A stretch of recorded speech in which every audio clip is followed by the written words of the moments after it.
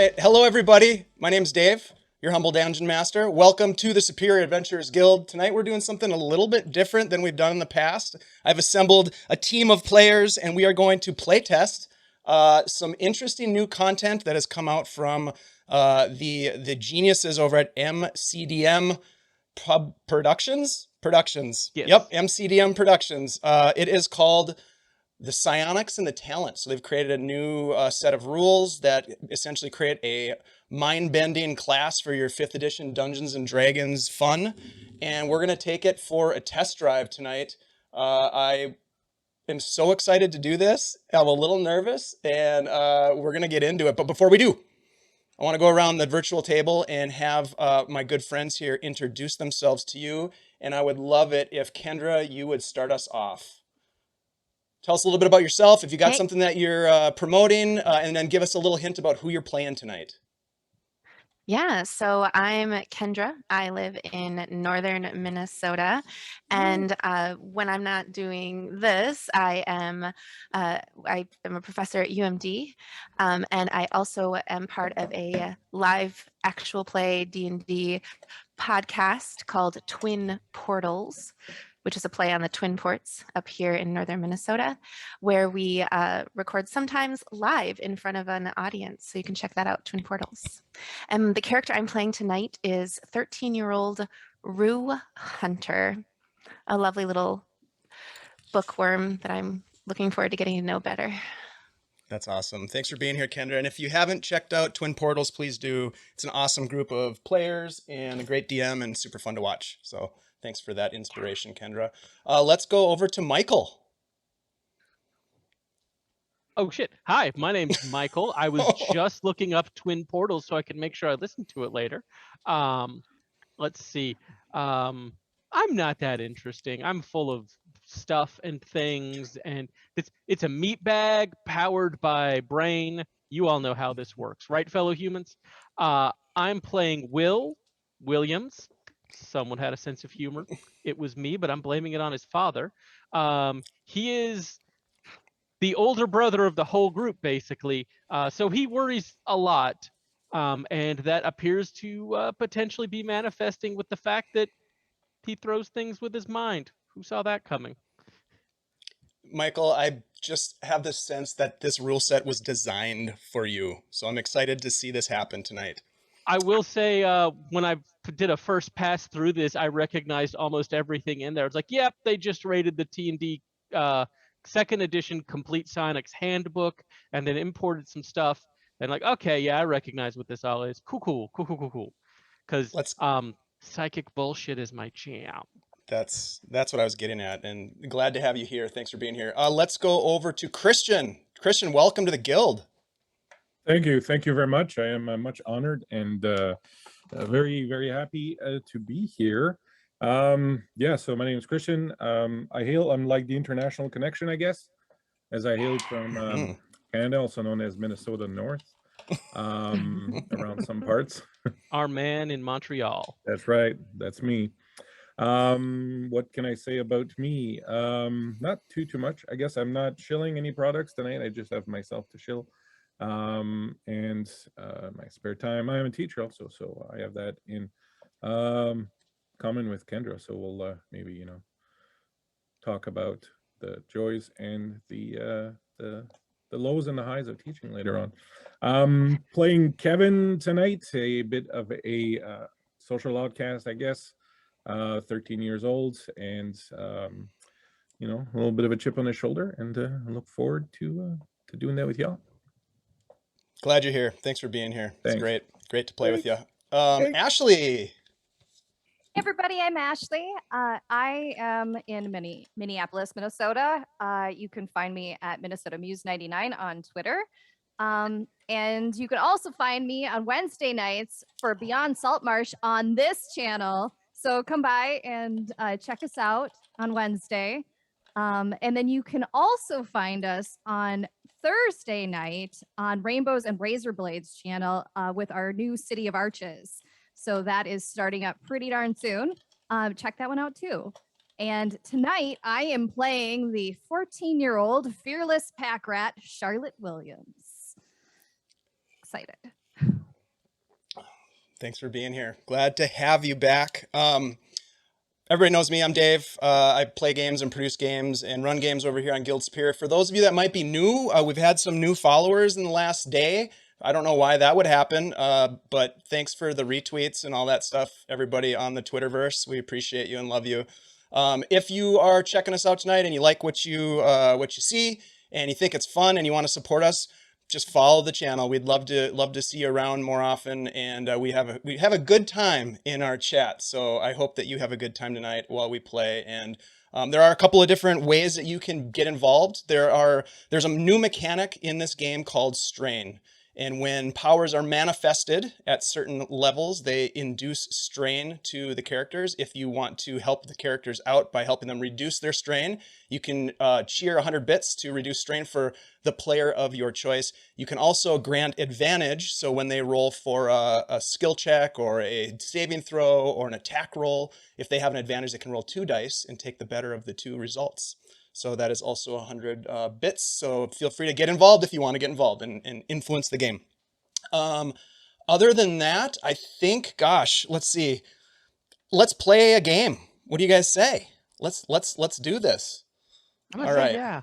All right. So let me set the stage here a little bit. We're gonna get into a little bit of a preamble, and let me give you a little background as we dive into this. We're gonna begin our story in the waning weeks of winter.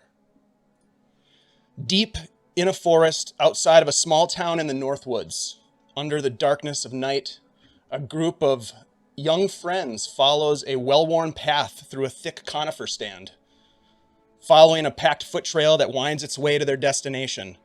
The sky above the forest is clear, revealing thousands upon thousands of stars, whose ancient light is penetrating the cold night air to illuminate the snow-covered landscape in front of you all. Now, one by one, each of you, our ragtag cast of characters, emerges from the forest edge and stops at the snow-covered frozen lake in front of you. Looking up now as you enter this open space on the landscape, you see the faint blue-green shimmer of the aurora borealis visible to the north. I would like each of you to just give us a description. This is kind of like the moment in the opening credits where the character sort of steps out and you see them for the first time. And so we'll go sort of in reverse order, and we'll start with Charlotte. As you emerge onto the snow-covered landscape and look over out at this lake, tell us a little bit about what we see, paint us a word picture, and then maybe reveal just a hint of what your character feels at this moment. So she has dishwater blonde hair, and it's kind of in a short little bob. And she's got dark blue eyes and a bunch of holes in her jeans. The bottom of her pants are really muddy. And she is wearing high-top sneakers. And her socks don't match. And she, in fact, has drawn like little pictures all over like the knees of her jeans. And I'm gonna stick with she's got a vomiting My Little Pony on her t-shirt, and she is super stoked to be out doing whatever it is that they've got planned. She's all in. Nice. Thank you. Let's roll over to Rue.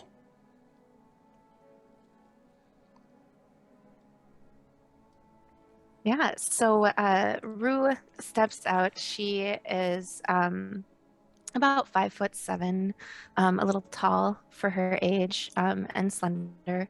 She has dark blonde hair, and she is dressed for the weather. She is prepared. She knows that we're going to be traipsing through some snow.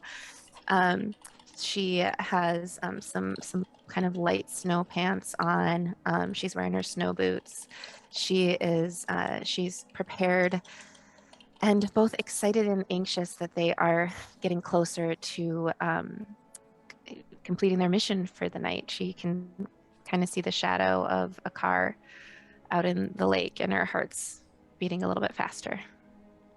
Nice. Thank you. Kevin.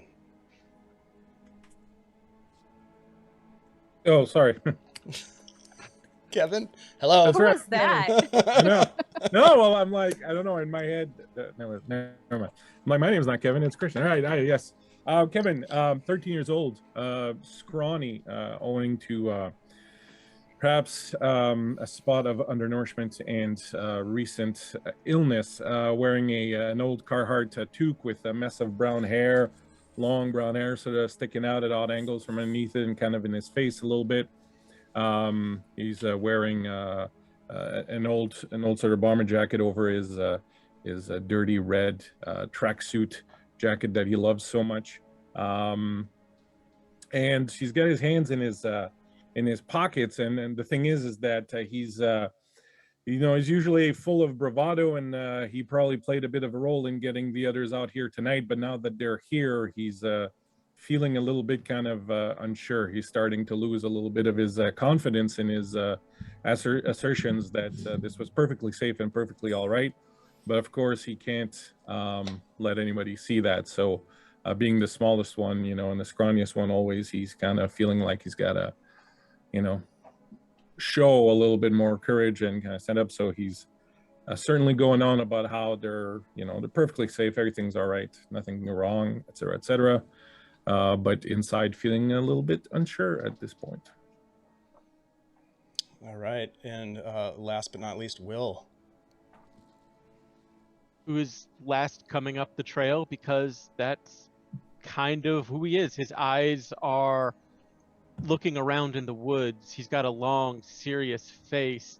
He clearly feels like he's responsible for trying to keep this group of people herded together, and anyone with an ounce of insight would probably tell he certainly doesn't feel up to the task.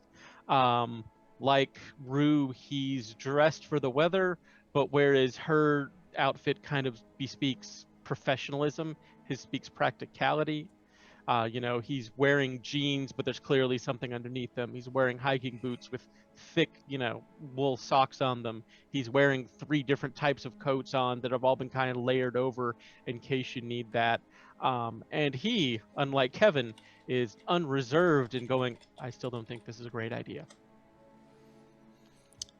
And I should say the actual last but not least, as he pushes past you and runs up to right next to Rue and kind of like reaches out and kind of holds onto Rue's arm, is Tommy Morrison, nicknamed Turtle. Probably a combination of 2 things. He's usually really slow. He's kind of putsy and he hems and haws about decision making. But he also tends to wear a turtleneck all year round. And tonight, over his turtleneck, he is wearing an old North Stars jersey, and on the back it says Worsley. He's got the Worsley jersey on.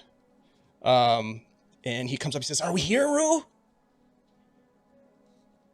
Yeah, this is it. I can see it out there. He's perfectly fine. I mean, it's just logic, right? They're gonna put this thing out here. They know it's gonna be fine. It's not gonna go through that ice until later. They put it out there, and then take bets on if it's gonna fall into the water. But water. it's a scam, man. It's a scam. The longer it stays there, the more people put in money, right? And try to get in on the deal. So the longer it stays there, the more money they make. So they want it to stay there. That's possible. That's possible. I'm just pointing out that it's there. Doesn't mean we need to take any chances. Take your time, check the ice. There aren't any bets for tonight, so I'm thinking we might be okay. This is so awesome because we could totally die. What? Right? Well, nobody's gonna die. Well, I mean, it's like super dangerous, right? Isn't that great? Oh. Man. Maybe I'll wait here. Maybe I'll wait here. Is that all right if I just wait here? No, come on. Let's just get it over with. It's getting cold anyways. It's fine. You can stay here if you want. Nobody's making anybody do anything. Fine, I'll go. That's right, man. Come on. But Don't be a scaredy cat. Yeah, don't be a scaredy cat. I grab Tommy's hand and kind of hold it tighter and squeeze it and start to walk out onto the ice towards the car. You got the Worsley jersey, man. That Careful. can happen to you. Careful.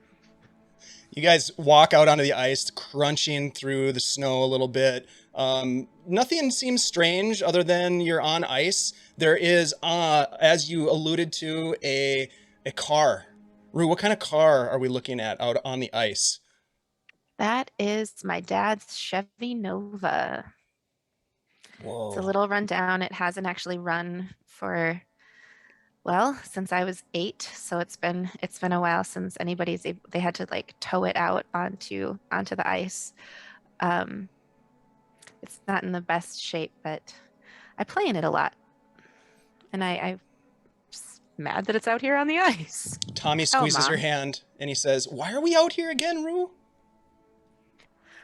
Oh, so my dad, before he left, he gave me a babe, the big blue ox, and so I left it in the car, and then my mom donated it. She donated his car.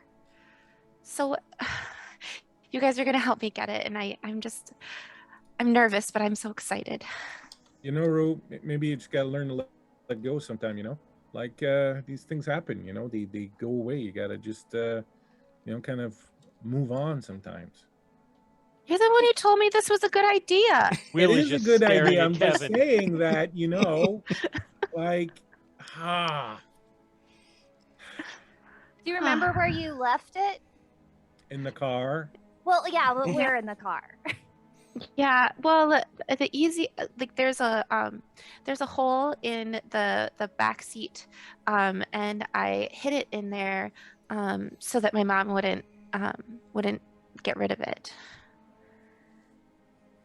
So we just have to get into the back seat between it's between the trunk and the back seat.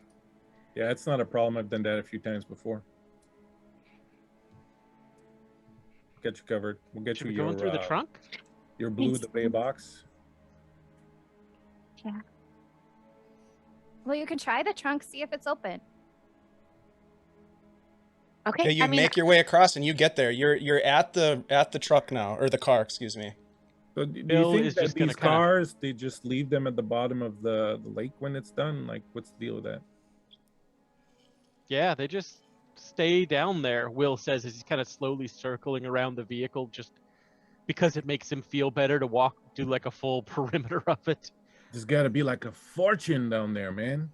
Roll a perception check for me, Will. And Rue, do you try the trunk?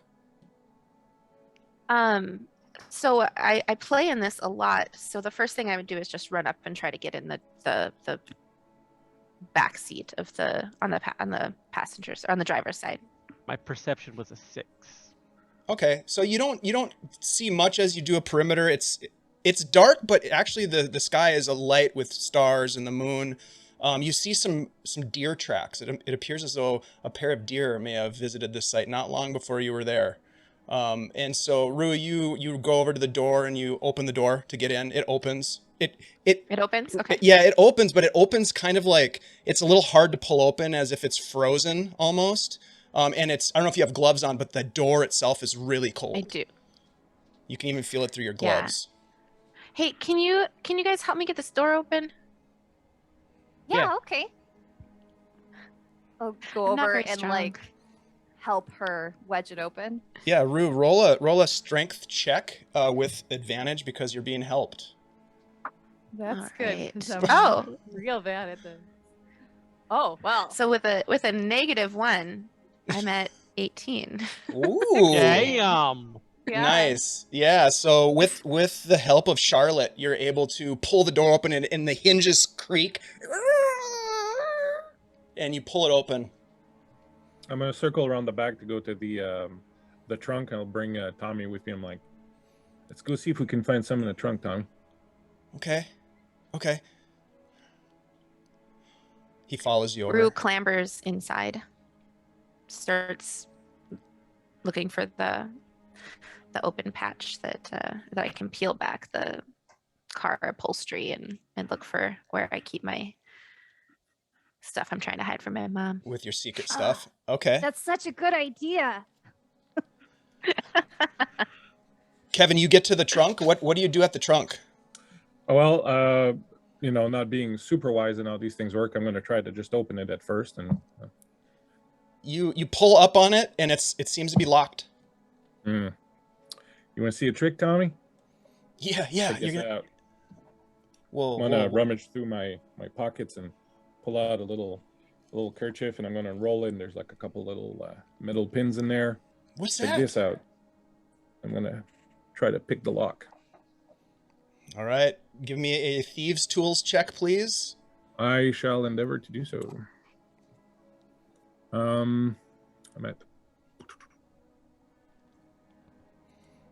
Meanwhile, Rui, you are digging in the car, and you do find your stash of stuff, your trinkets and your valuable your items. So I have a 19 with some choice. A 19? That's right. Wow. Okay. So you get in there and you turn the lockpick, and you hold the other one in and kind of push down, giving it a little bit of pressure, and ping, it pops. It's all about the listening, Tommy. You gotta listen to the little thingies inside, like click. You got to teach me how to do that, right? Tumblers. They're called tumblers. The what? Yeah, the bumblers.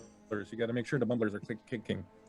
I opened. Of course, I'll teach you when you grow up a little bit. When you grow up, you know, when you're a little bit stronger and bigger, I'll show you. No, tumblers. They're called tumblers. They're like little parts of the Can't hear cylinder that you. go up and down. Yeah. You can hear me. I'm talking, and it's very quiet out here. Rue, what do you pull out of your hiding place? So there's Babe the Blue Ox. I have half a pack of cigarettes that are actually Charlotte's, and I hand them to her. Oh man. I don't know if she actually. I was just like shove them in my bag. Yeah. There's some old diaries, and so I just shove like anything I find in there and into a bag of my own. How much did you have in there? And then Will just leans over and goes, how much did you have in there? This is kind of where I would hang out when didn't want to be with my mom. And then I pull down the back of the seat and I lean in and I wave and I wave it and say, hi, Kevin. Hi, Tommy. What the? Kind of creepy. Do you have anything else in here? Usually they put stuff under this carpet back here. Maybe there's still like the car jack stuff. You see it, you look in, there is an old spare tire that appears flat. There is a tire iron, and that's about it. There's not much in there. And Rue, as you gather your things and you step back out onto the ice, Will, you're the first one to hear it. You hear this terrifying sound, a loud crack, and then another. Oh, and another, and the ice below you starts to give way. Go, go, go! Yeah, you've got like a moment to react. I'm literally yelling at everybody to get out. Go. It's not gonna fall. Rue begins running towards the shore. As you run, the truck cracks through the ice. The front end dips and sinks through the ice, and this part of the event sends these spines of cracks out towards all of you, and the ice below you gives way. It opens up, and the dark water kind of surges up onto the ice. The ice shifts from your weight, and you slip, scrambling best you can on the slippery ice, and you fall into the water. The initial shock of the cold, your muscles contracting, and you gasp for air, but water fills your lungs as you do. The struggle lasts for just moments as you splash about, and we fade to black as you have unfortunately fallen through the ice. Now, don't fret, people who are watching. We promise you. We're fretting enough for you. Things are about to change. A few weeks pass. A few weeks pass, my friends. And this is the weird part. It's been a few weeks since you broke through the ice. You've got this sort of collective memory of surviving the incident. It's fragmented, though, at best. And the sound of the ice cracking haunts your dreams, right? The shock of the icy cold water, like millions of sharp needles piercing your skin as you kind of plunged through it. Your panicked struggle for breath, for the surface, and then darkness. But something else happened that night because, strangely enough, against all logic, you piece a few things together. You fell through the ice, clearly. Piles of wet clothing the next morning in your rooms would prove that to be true. You had some frostbite on your extremities that would also lead you to believe that this actually happened. Rue, you look amongst your things and you have Babe the Blue Ox. It's with you. Somehow you guys returned to your homes that night, one by one, finding your way to warmth and a modicum of safety, but how? You're not sure. The part between the ice-cold darkness and the morning's light is gone, replaced by something strange like a feeling that you've had for the past few weeks. You could maybe call it an awakening, a sense of power, a sense of energy from within you. This incident may be causing it to surge. Slowly over the past weeks, you've begun to manifest these powers. The four of you have taken to call them mind powers. The accident, the awakening, these strange powers, somehow they're all connected. You've done your best to keep them a secret. But while it weighs heavily on your mind, you're also teenagers, and it's the last day of school before summer break. And believe it or not, the school bell rings. It's the last day, and a flood of students emerges from the school out under the grounds, people cheering, people throwing their books in the air, a lot of yips and yahoos. And the four of you and Tommy have plans to meet down by the bridge after class. One by one, you make your way to the bridge. And so as you guys all arrive there, the first thing you notice as you make your way down to this beautiful moss-covered bridge, I'm gonna show you a picture of it on the map screen here. It's down by the creek. That's picturesque as hell. Spring has sprung, although the water is still cold. The first thing you notice as you get there is that Tommy's not there yet.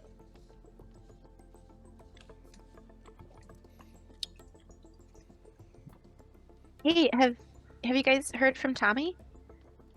No. Wasn't he coming here with you? Yeah, does somebody want to text him? My phone's dead. I don't actually have his number. I thought you guys did. Me either. No, me either. I don't even have a phone.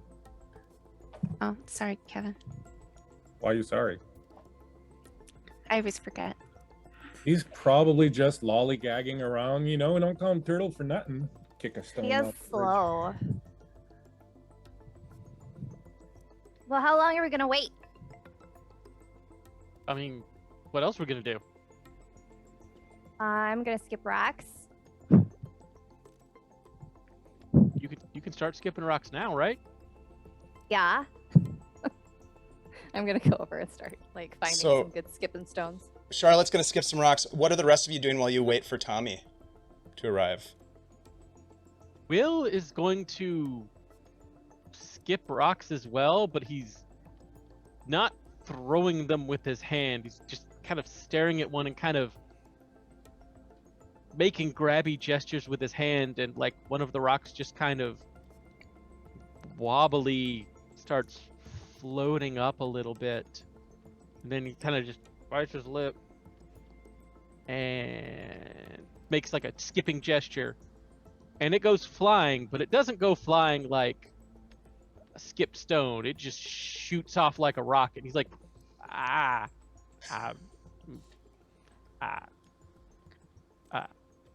Watch this.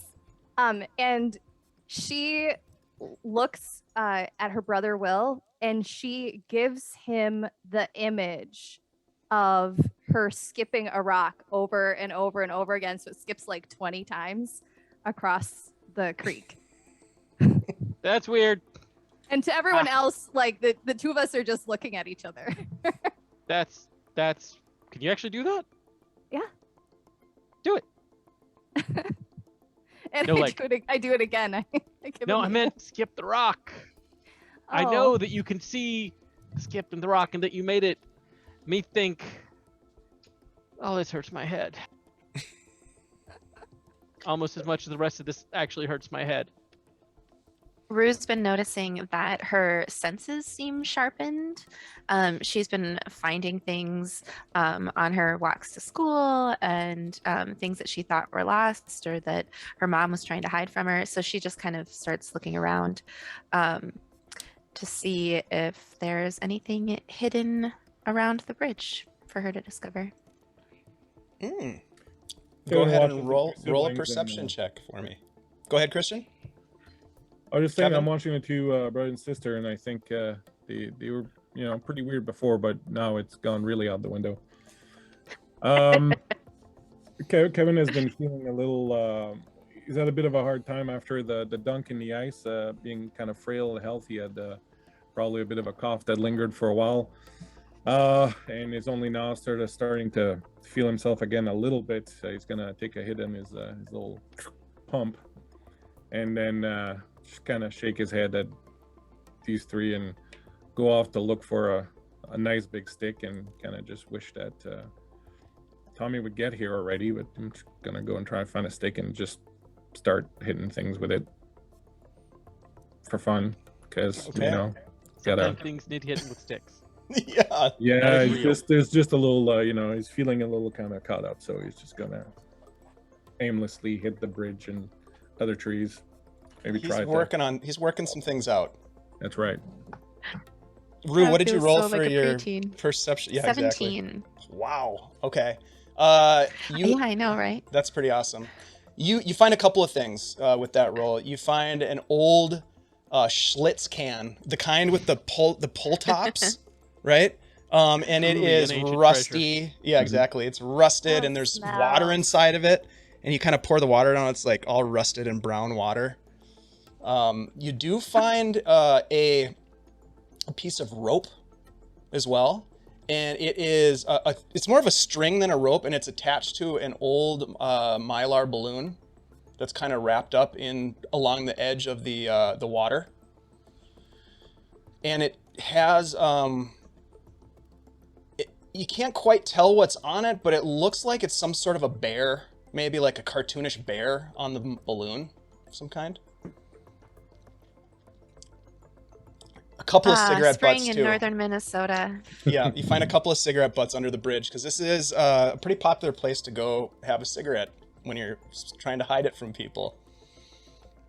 You also notice that as you kind of put your hand in your pocket and you pull out your phone, that your phone wasn't on. So you turn it on, and immediately you get a text message from Tommy, and it says, "Something up with Granny. Got to run home for a sec." What's your tone? What notification sound do you get when you get a text message? It's the Doctor Who. Ooh. Nice. So that goes off once. Headed to go check on Granny. Moments later, it goes off again. Will you do it for us again? Ooh. And it says, "There's somebody at the house. Not sure what's up. Might be a little late." It goes off a third time. Ooh. Rue, something's not right. Not sure what to do. Ooh. They're after me. Coming for you next. And then it's like it's cut off. There's no punctuation or anything. You guys, I think Tommy's messing with us. Come look at these. Come look at what he wrote. And I hold up my coming? phone for them to look at. Man, he said so many. What the heck? Does long anybody are know we where gonna his hang around grandma's house is? Know where his grandma's house is? Roll a history check. You could roll a group history check. Let's do that. I think I Okay. just established I don't know. Yeah, I got a that's 6 fine. total, so I'm not helping. No. 21. Wow, I've been Wow. there. I walked there on the way to school. Yeah, it's on the way to school from your house, even though your brother doesn't quite remember that. He takes wasn't the bus. paying attention. You know where it is, though, Charlotte. Absolutely. You know where Granny's house is. And you know that Tommy lives with his grandmother. Neither of his parents are around, which is something that's kind of almost brought the misfit group of the 5 of you together, because as we think about it, like some of your parents are also not around anymore. Mhm. So, should we head towards his granny's house? Do we think he's Man, coming here? Do we think he's serious? It's Granny's really creepy. I don't want to go there. It might. Let's go. Just take a look. Like look around. Get near it. Maybe See if maybe you anything should weird's call happening. him. I mean, maybe it's just a joke. It's like halfway I- back to town. Tommy doesn't have that much of a sense of humor. I'll call him. I- He's I- getting better. Remember that joke he told last week? The one about the horse with 3 legs? That was pretty funny. I've heard it a few times. Oh, well, excuse me. I mean, it was still good. Go Be right back to hitting things with my stick. So you're gonna give him a call? I call Tommy. It just it goes straight to his voicemail. Hey, that's Tommy. I'm out doing something fun. Leave a message. Tommy didn't answer. That's not like him at all. This would be a really mean joke. His granny's probably got him hidden in the oven or something. And his phone doesn't. That's really creepy. But have you seen her? She's like all hunched over and stuff, and she got like that gray hair.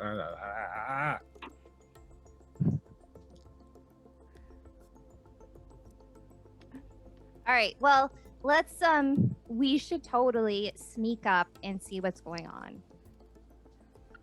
Yeah, she's right. Okay. That really worries me. Tommy said run, but we should definitely get closer and figure out. Well, we don't What's know. going Like I said, on? could be a joke. Could be a joke. Might just be a really weird joke. Just messing with us. We're gonna get all the way Right. back there, and then he's gonna be like, "Ha ha." But I will we'll point have to out walk that all the anyone way that back knows here." Will, especially Charlotte, may notice he looks really nervous.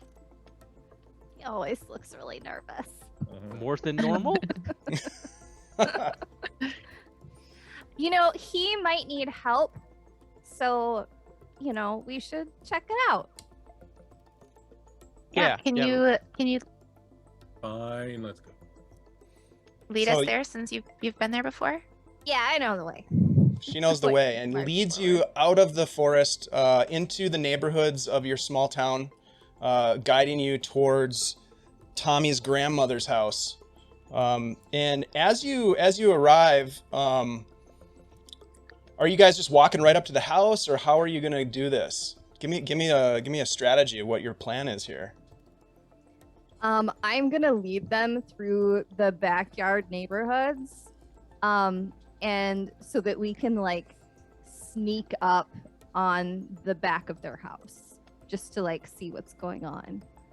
The And house she's gonna isolated, or- unnecessarily like crawl in her belly through the grass, and But it's definitely Like- like middle-aged kids sneaking. yeah, I mean, Yes. like it pop up behind bushes and stuff. She's getting very dirty.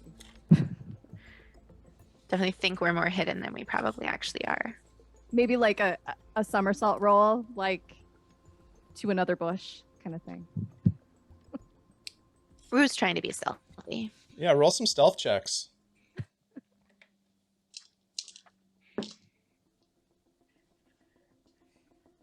The dice say a 14.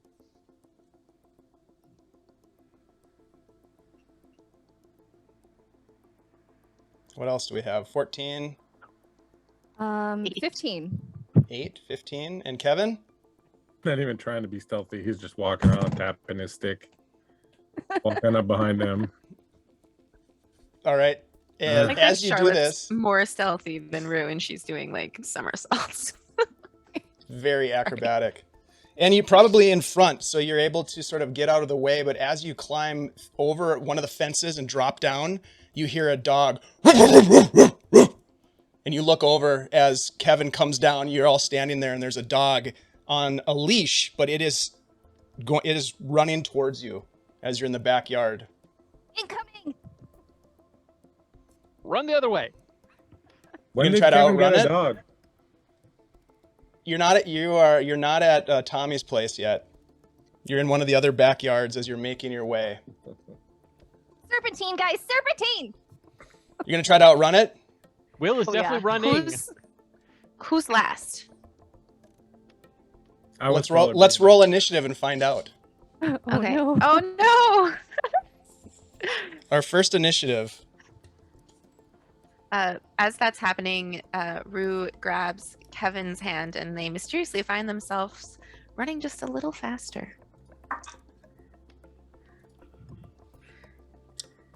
25 to 20. 21. 21 for Rue. Nice. 15 to 20. I'm gonna use this die forever. I got me a 16. 16. Anyone else in that category? So Will 16. 10 to 15. 5 to 10. Seven. A 7. And what'd you get, Kevin? Guys. 9. 9. 9 for Kev. And Charlotte a 7. Okay. So Rue, you're at the top of the order. This dog, while it's on a leash, it is in its yard and it is running towards you. It's definitely going to close the distance. What do you do? I turn towards the dog. Do I recognize the dog? How much do you know about dogs? Well, I mean, like this, it's a small town. Do I know this dog's owner? Roll a history check.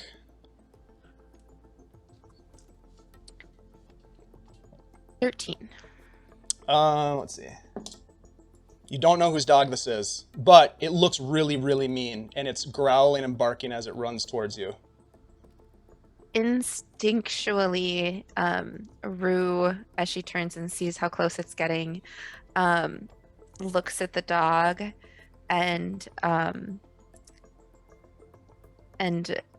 something like it freezes inside of her, and she notices that this dog that maybe was looking a little young and fresh starts to look a little older as she steals some of its life force. Oh no. Okay. Which power is this? By accident. Is this Time Time Thief? Pretty quickly there. Time Thief. Mhm. This is a cool power. Okay, so tell us what do you roll? You're gonna steal some life energy out of it? Yes. All right. Very cool. Or try. Oh, it was almost a 1, and then it kept rolling. It is, so my attack bonus is 4 with powers. Is that correct? Yep. Absolutely. 21 21 to hit. You definitely hit it to hit. with your power. Okay. They must succeed on a con saving throw with a DC Okay. of 12 or take 1d4 necrotic damage. I failed with a 10, so go ahead and roll a d4 as you suck some of the life Okay. force out of this angry dog. 2. 2, okay. It yelps, but it still keeps coming at you. Was that a first order? That's a first order power? Correct. Right? Sweet. It's crazy. Yep, that's sweet. So there's different orders. There's 1 through 6, and we're gonna play around with the first couple orders today. Hey, thanks, Vamp. Vamp just gave the 4 of you an advantage. So keep take track it. of your advantages. So you have 1 advantage. Thanks a lot, Vamp. Really appreciate it. Next in the order is Will. Will, what would you like to do? This dog is angry and coming at you. Will was gonna run, but then Rue didn't run. So he just kind of panics and then just kind of winds up like he's gonna punch the dog from like 30 feet away, and then just kind of lashes out without thinking. I have to roll a manifest die here for a second order power. The number Ooh, I get second is, order. I got a 3. Which means it manifests with no strain. Would the dog like to make a strength saving throw at DC 13? Absolutely. He would love it. Fails with a 12. So tell us So what just- happens. Like throwing a fastball, he just kind of throws at the dog. Nothing visibly happens until the dog is yanked 30 feet directly back at full speed, which, given Wow. the size of the yard, may bounce him off the house. 30 I don't feet. know how much room we've got here. I mean, it definitely bounces him back to like the patio area, and he slams into one of the patio chairs, knocks over the table that has, it's like one of those round glass tables with the umbrella that goes through the middle. Probably just got put out last weekend because it's springtime, and the thing flips over and smashes. And then you hear someone from inside else go, "Champ! God damn it, Run! Champ!" Run! And Will takes off running at that point. Did that do any damage to Champ? Does no damage. Okay. Just moves them 30 feet. All right, so Champ is going to get up. Including up if I want to be a real a-hole. You could have made him levitate I up. chose not. Will's not that vindictive.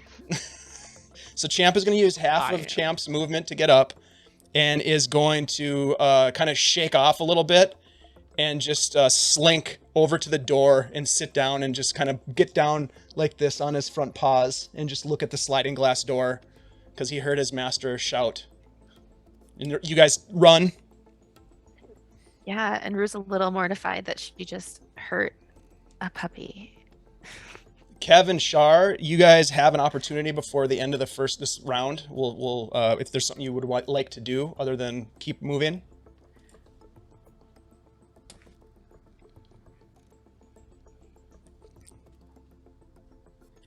No, I think we're just gonna book it for me. Yeah, cheese it. Let's go. Nice. You guys run and climb up over the fence and drop down, and now you are in the backyard of your friend's house. So this is Tommy's grandma's place. You're in the backyard, and there is some pretty nice landscaping for an older woman.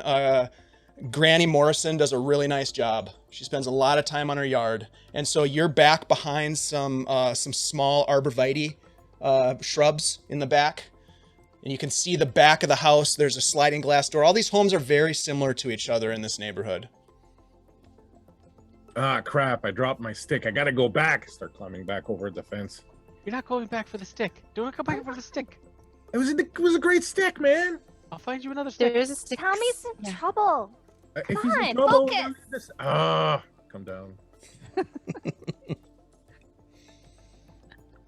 Can we Watch see out. anything from the I think bushes? his Do grandma's we a see witch, any so be people? careful. She's a not a horticulture witch. witch. Roll a perception check, Charlotte, as you look out. Anybody else that wants to look as well can look. Yeah, Rue's looking. I will also roll perception. It was a good stick. It was a really nice stick. Oh, I shit. know. I'm really, really like upset. I had sticks that I held on to for like a year when I was a kid because it was the That was gonna be best one of I those. have stick. sticks that I still hold on to. 16. I 18.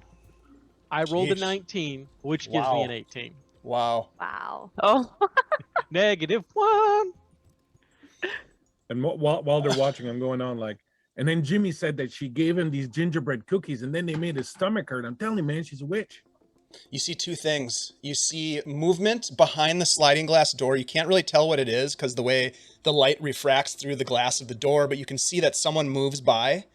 And then you look up and you can see the window to Tommy's bedroom is open. Usually how he sneaks out of things. Should we get up there? Like, can we climb up there? That means Tommy's not here, right? What?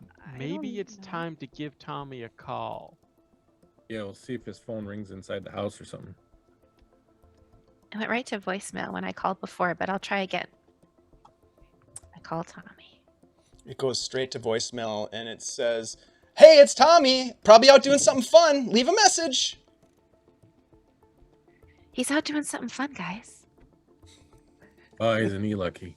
Well, then we should probably go find Tommy. I feel like if I just took a minute, I could like activate like I feel like I have like this spidey sense lately. I feel like if I just took a minute, maybe I could sense if he's in his room. I just knocked a dog across the yard, so yeah, what the hell? All right. Hey, you guys are acting weird. I'm gonna try to trigger just my knocked a tremor dog. sense. Across the yard. Tommy get any weird powers? Yeah. He was doing that one thing, you know? No, I don't remember. That's okay. It's not important. Weird powers probably running his family. How far away would you say the house is? Are we within 60 feet? Are Oh, we yeah. within 30 Yep. feet? You're within 30 feet of the Within house. 30 feet? for Okay, sure. so I'm gonna Yeah. try to sense psionics. Okay. I guess I don't really know. Oh, I know. I'm rolling the wrong thing. So I'm gonna try to sense psionics, and see if I can sense anyone within 30 feet of me. And now I'm gonna do a manifestation test to see if I cause a strain. Okay. This is a second order. I rolled a 2, so I get 1 strain. You have 1 strain. Yep. But you do manifest the power. Okay.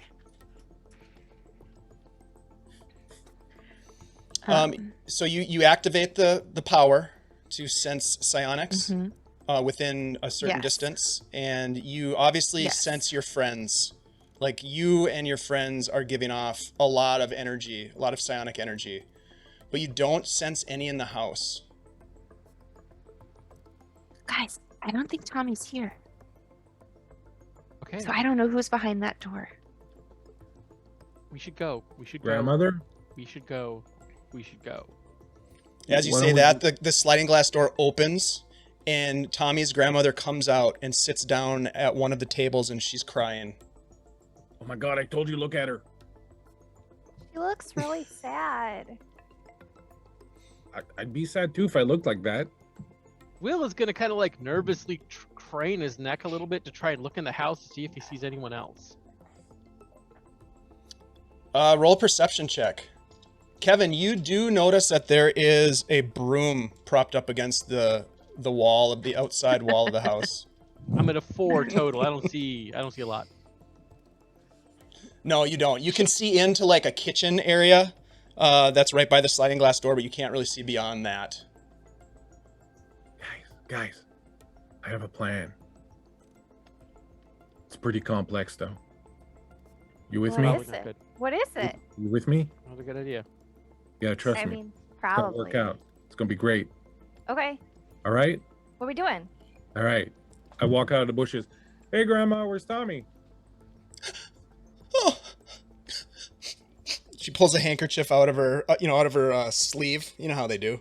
Pulls out a handkerchief and starts wiping her nose and blows it really hard, really heavy. And Kevin, oh, where did you come from? The bushes. Can Tommy come out and play?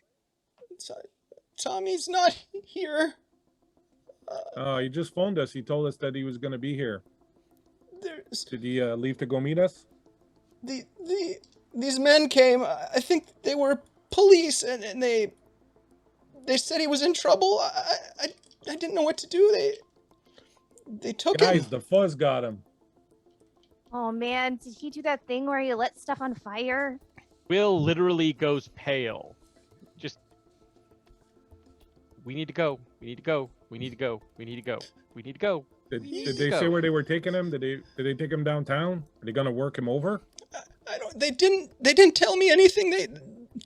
I've seen a lot of police procedurals on the streaming platforms, and well, they didn't even read him his rights. Did they show you a badge? No, I asked for one, but they just kind of pushed in, and Tommy tried to stand up to him, but they took him. I don't know where he's going. I don't know what to do. That's super sus. Yeah, I think we're dealing with some corrupt police officers here. We need to go. We need to go. We need to go. We need to go. All right. let's go. Well, Why would they take Tommy? he's probably just doing something stupid again. Look, can you have him call us when he comes back? Yeah, of course. Of Uh, course. He's got Rue's phone number, I think. Oh, hi, Rue. Hi, Granny. Is there anything you can do to find him? We're gonna try. Which direction did they take him? Did you see? They drove away in an unmarked black van. That's promising. They must have been undercover. Which direction did they head? Down towards the gas station that way. I eye the Okay. broom very suspiciously, and then I say, "All right, well, good day to you, ma'am." Start backing out of the yard. Charlotte will pop out of the bush and like wave. Oh, hi, Charlotte. Hi. Will literally just hand pushes Char back down. Oh, who else is back there? Is your brother back there too? Yes, ma'am. Will is no, and Will is already trying to make his way back out of the yard. Come on, come on, come on! Okay already. And tell the neighbor we're sorry about his dog. What? Will is Champ? sorry about his dog. Yeah, it's fine. Was it us? Will. Rue follows Wow. Will. So let me ask you a question. Are you heading back the way you came over the fence? Or are you going to walk through the gate and go out the front, like you're walking out the front of the house, back onto the street? Which way are you going to go? I guess let's go out the front, right? Go at the back. We should go at the back. I'm going Oh. whichever way Will is dragging me. He is driving back the way they came. So there's a gate, so you can go over the fence, back through Champ's yard. You can go through we're gonna a have to back go gate around. into an alley, or you can go through a side gate on the side of the house and go out like to the driveway and into the main street. Alley, and then down the alley away from the house. Okay. So you guys make your way through the door, close it up. You can just kind of hear Granny sniffling as you leave. And as you come out into the alley, you hear someone shout, "There they are! There's the rest of them! Let's get them!" And you hear a car engine start up. You don't see anything yet, but you hear the engine start up and you hear the shout. Shit. What do you do? Hoppers. Oh man. My Will. sixth sense lasts for an hour. Just want to put that out there. And what does that tell you? So It tells if you there's- if they're psionic. Yes. Okay. If there's psionic around me. And what's the range? Sorry. That one is 30 feet. Got it. Okay. So Yeah, I you guess they'd don't. have to get pretty close to me. Yeah, you don't sense anything yet. That's good. That's good news. Yep. If they're here, they're not close.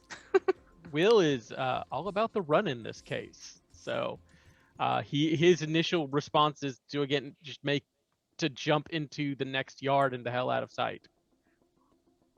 Rue follows Okay. Will. So you'd like get into someone's yard to try to disappear through the yards, getting out of the alley, and the rest of you follow. I am going to throw my voice across to the other side, like as if we had made a left turn instead of a right turn. And you hear my voice come from the other side of the alleyway, go, "Run, guys, this way!" And then we head the other way. Is that a power? It is. Which one it's is sort that? of apparition. Ooh. You can create a sound or an image that only the target perceives. Okay. And do you have to see the target to be able to do it? By any chance? Oh man, maybe. See within range. Yeah, so I'd have to see. You know what? Lucky enough, they're coming around the corner in the car, and you throw Okay. your voice, and they Yeah. slam the brake on, and the driver puts it in reverse, and they back out, and they start going the other way. You get the sense that they are actively searching for you in this area, and you know of at least one vehicle. You don't know if there's more, but for the moment, you've thrown them off with your. Is that a first order power? That's pretty sweet. It is. That's it's, cool. Yeah, it's like either a combination of maybe silent image and like one of the others where you can just hear something. So it's one or the other. That's cool. Yeah, first order powers are interesting because, like, you can use them at will as many times as you want, essentially. Most But of only them, people anyways. named Will. Only Will That's can right. use them. Use them Can at only will. target And Only they- if you target Wills. They don't require you to make a manifestation roll with your manifestation die, and you can't gain strain from them. So they're pretty sweet, very powerful, I would say. Yeah. Some of them are like super powerful. So, all right, cool. So for the moment, you have thrown them off your trail. We gotta get to ground, guys. They're gonna have choppers up anytime now. Yeah, let's get back. Let's go back to the bridge. Maybe they They've don't know got what's the bridge. choppers? What do you They're gonna man? have choppers, dogs, Get all to the sorts of chopper. corrupt cops. You don't know. They're gonna pull out all. They're coming for us. They're coming. They're not cops. They're not cops. We need to run. Come on. Hey, Rue grabs onto whoever's slowest, and they both find themselves minorly accelerating. Acceleratomilicious. Yeah, tell us about this. I can touch a creature, and their speed increases by 10 feet until, well, if we were in combat, until the end of my next turn. So it's a short burst of speed. Like a turn is about 6 Mhm. seconds long, roughly, right? So you can Yeah. give your friends like a speed bump. Yes, and myself. And Yeah. yourself. That's pretty slick. And you can do up to 2 power. Oh, but not 2 of the same power. So I'm just like touching them, and they're all running it faster than me. It's like pew pew pew pew pew. That's pretty cool. So you guys are running. They're searching. Let's do a. I know you're not stealthing, but let's get a stealth roll to kind of simulate whether or not they find you as they're searching for you, and I'll make a roll on my end to see if they find you. I definitely rolled a 7 total. Okay. Oh, 8. Woo! Sub 10 club right up here. Mm-hmm. I got 13. wait, what skill check is this? This is just a stealth check, just to Stealth. kind of see if Dex. they can find you. Oh man. Yeah, so 5 total as I trip over something. Ugh, You guys are all you like, go slip and stealthy, fall. and then I go stealthy, and you're all like stumbling around like the Keystone Cops. Will is clearly into like deep panic. Like he's clearly having a panic attack as this is happening. As you fall, because of what I rolled, the van pulls up in front of, as you're running down the alley, it comes in and slams the brakes on in front of you, blocking your retreat through the alley, and the side door swings open, and there's these 2 guys in suits that jump out. Get them! And they start running after you. Can I? Will is again just kind of instinct gonna throw his hand out, but not at them, at the van. Okay. And let me get the specific what happens here. Thank you. Searchable documents. This would probably be a good time. We'll let you get this out, but this will be a good time for everybody also roll initiative. A column of flame, enough to fill 5 square feet, if you will, erupts from the ground beneath the back of the van. Oh. Okay. You Okay. got such cool powers. This column can ignite flammable objects in its area that aren't being worn or carried. And how long does it last for the flame? 1 round. 1 round. Okay. So 6 seconds of Well, a it burst of burns flame. until the end of my next turn, so technically like 12ish. Yeah. Good call. Okay. Roll a You aim for the D100 gas for tank. me. D100. Yep. And then let's that's get what you're doing. initiative rolls. So 25 to 20. 15 to 20 I got a big 12 there. on the D100. Yeah. Okay. 15 to 20. Yeah, 17. 17 for Kev.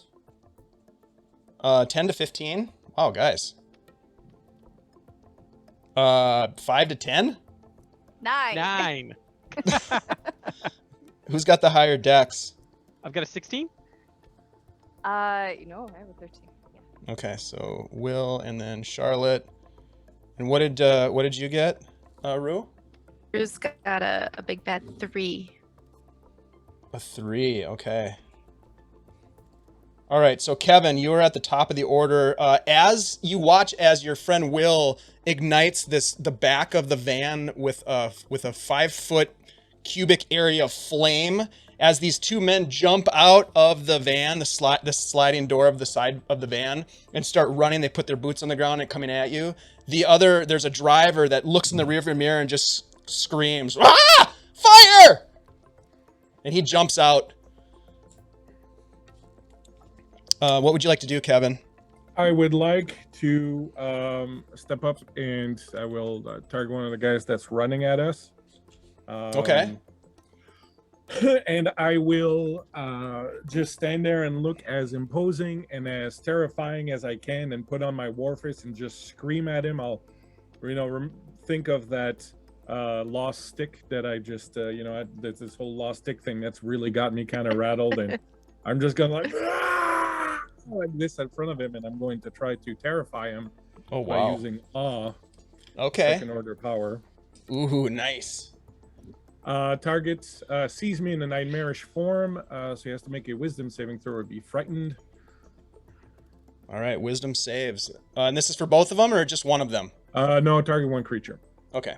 So I wisdom might be able save. to, actually, let me double check quick. I might be able to do both if I, no, I can't ratchet it up, right? Because Not yet. 2 second order already. So yeah, so just, I'll pick one, whichever one looks like, Okay. more dangerous. There's one with like a shaved flat top blonde hair, and then there's one with like a black ponytail. The ponytail gets it. Yeah, I would Yeah, say screw so. Steven Seagal. Yeah, that's right. It totally is. I I'm rolled a gonna 4 get you, kid. I rolled a 4 on my power die, so no strain. Okay, very nice. And I rolled a 12 for the wisdom save. Yes! 13 So he was fails. what he needed. Okay. So it lasts for 1 minute, and he can save at the end of each turn. And it's the frightened condition, is that correct? Yeah. That's Okay. right. Yep. Frightened condition, so much fun. That's great. It is good stuff. Okay. All right, so Ponytail Seagal, Steven Seagal's character is frightened. As well he should be. And do you make any movement or anything, or do you just kind of step forward and do this thing? Yeah, that's right. And I think in my head, I'm probably thinking that I'm going to do it to both of them. So I'm a little bit surprised when one of them doesn't react to it. And I'm kind of like, and I just sort of start backing up slowly. Yeah, things kind of happen simultaneous, but what you would notice is that one of them stops, the ponytail guy stops dead in his tracks, and the other one continues running towards you. And that brings us to Will. Gosh, they rolled terrible as well. Mm-hmm. Bonus action. Can I tell which of us the blonde guy is running specifically towards? Like, who's out front? I assume it's me, but it could be someone else. You and Kevin, I would say, are sort of like nearest to these guys as they're running at you. Okay, so the action, he uses the power that lets him make this fire under the back of the van again, to which the fire happens again, and it maintains till the end of my next turn again. So we're now basically 2 turns of fire. And then he just kind of looks at Kevin and goes, "Kevin, just in case, duck!"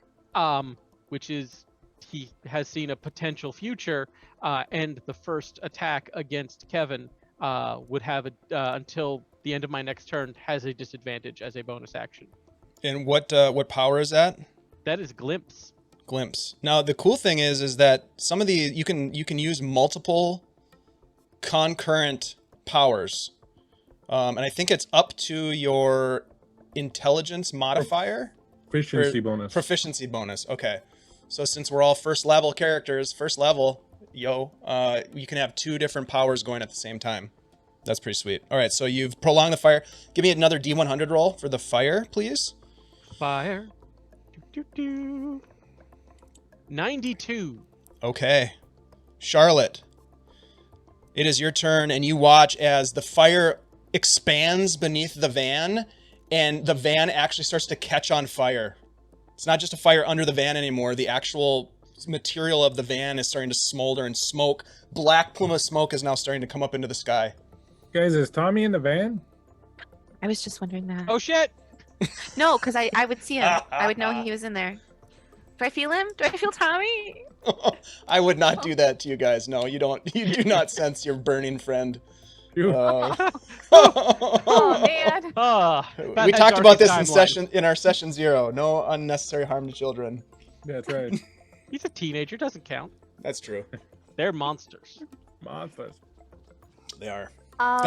Yeah, go ahead. All right. As I'm running, I just like reach out and I pull up the ground behind me and make it into disadvantage. I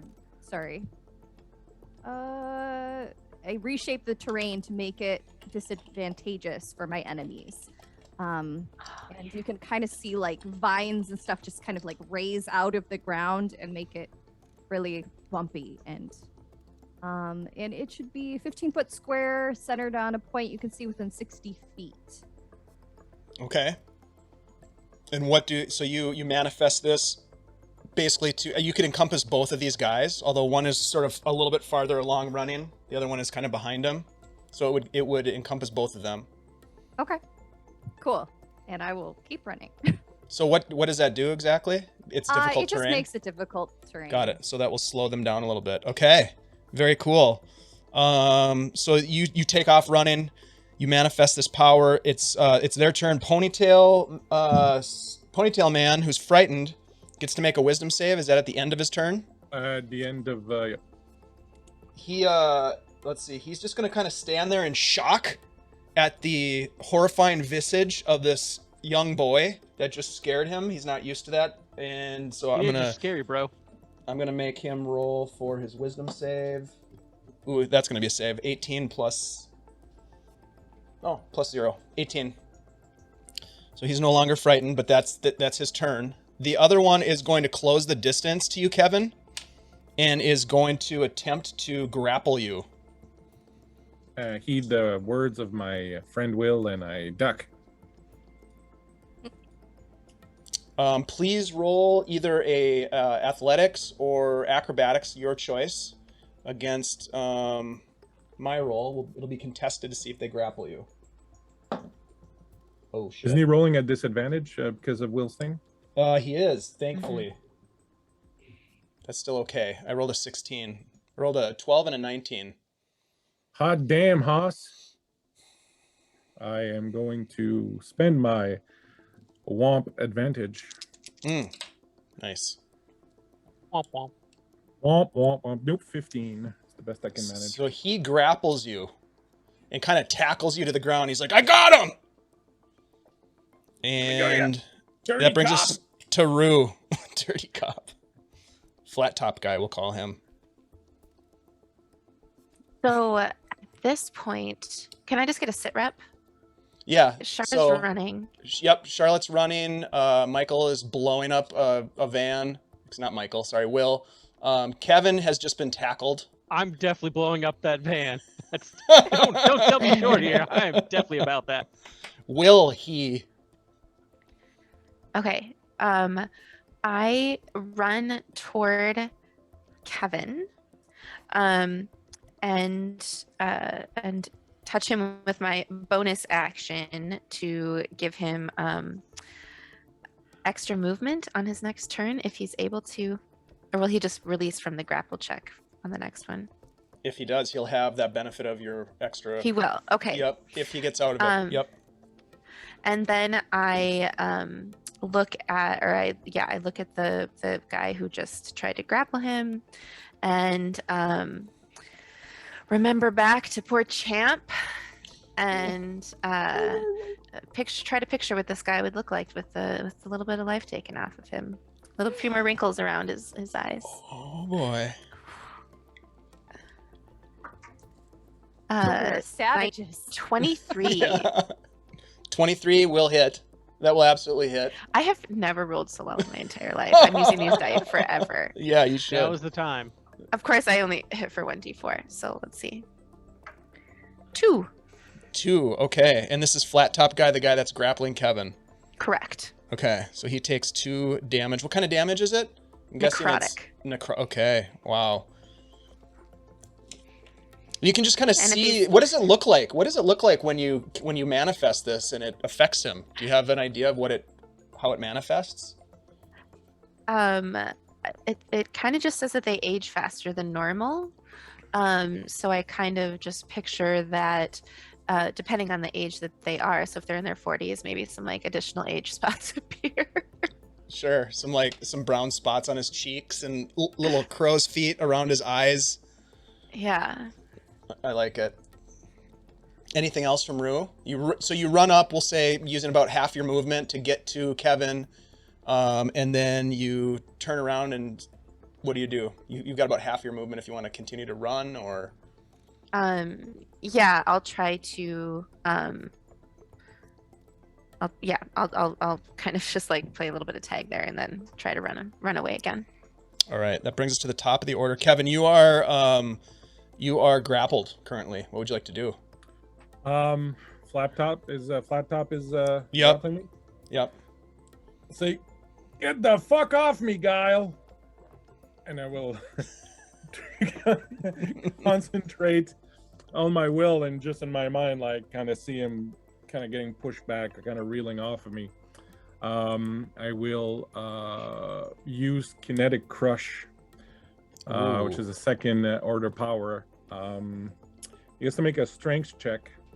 Hold creature in a telekinetic grip. Strength check fails. So I'll imagine this like big hand grab coming from behind and kind of grabbing him and hauling him off of me, kind of thing. Kind of pulling him off of you? Okay. Yeah. So he Strength gets to make save? a strength check. Okay. I got a 3 on my d4.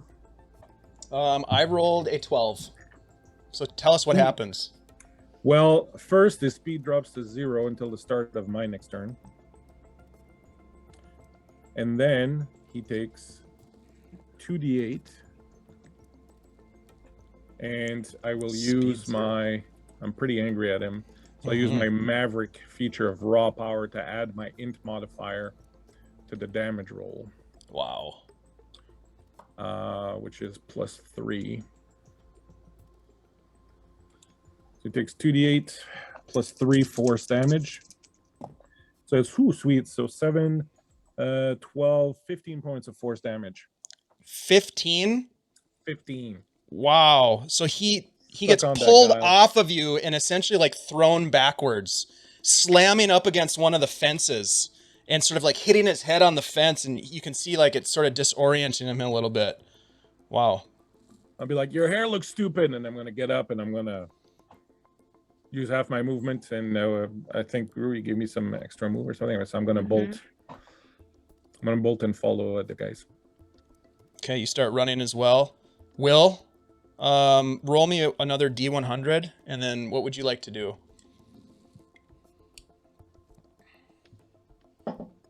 The dice are a 79. Okay. Rue is still here, right? Mhm. Rue's kind of still up front, and I'm not gonna leave Rue alone. If Rue hasn't taken off, like I'm gonna sort of grab and try to move it, but I'm not gonna. Sorry, I thought Rue had taken off also. I'm sorry. You guys are all kind of in the same spot, maybe with Charlotte is a little bit farther away than you, but the three of you are sort of close together. Charlotte, you're probably maybe 20 feet ahead of them. Okay. Will is going to run to keep up with Charlotte. And he is still a little so he's not going to do anything else but kind of run, keep up with Charlotte, and try and like stay close to her. So Dash? to keep up with her, I don't think he's gonna, because then he'd put him ahead of her. So he will take the dodge action. Okay, and that's about the time where you hear a cry from behind you at the van as one of the guy who was driving it, who had gotten out, runs away from the van, and it just explodes like in Michael Bay sort of style. And he just gets thrown forward, whoa, crashing into a bunch of trash cans that fall and rattle and dump a bunch of trash in the alley. Dogs start barking, and the van is just smoldering and sending up plumes of smoke. Ponytail Man, who is, you guys are like, sweet! Ponytail Man, who's not frightened anymore, is going to try to grab, let's see, Rue, roll a d4 for me, please. 3. He's going to try to grab Will for a... actually, he's going to try to cuff you. He's going to try to smack you.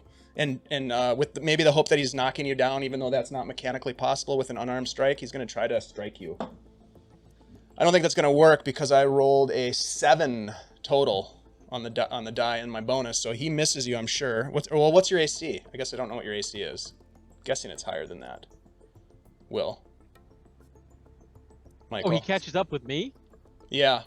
Oh, okay. So he runs up after me. My armor class is 13, so that's not going to work. Yeah, he misses you.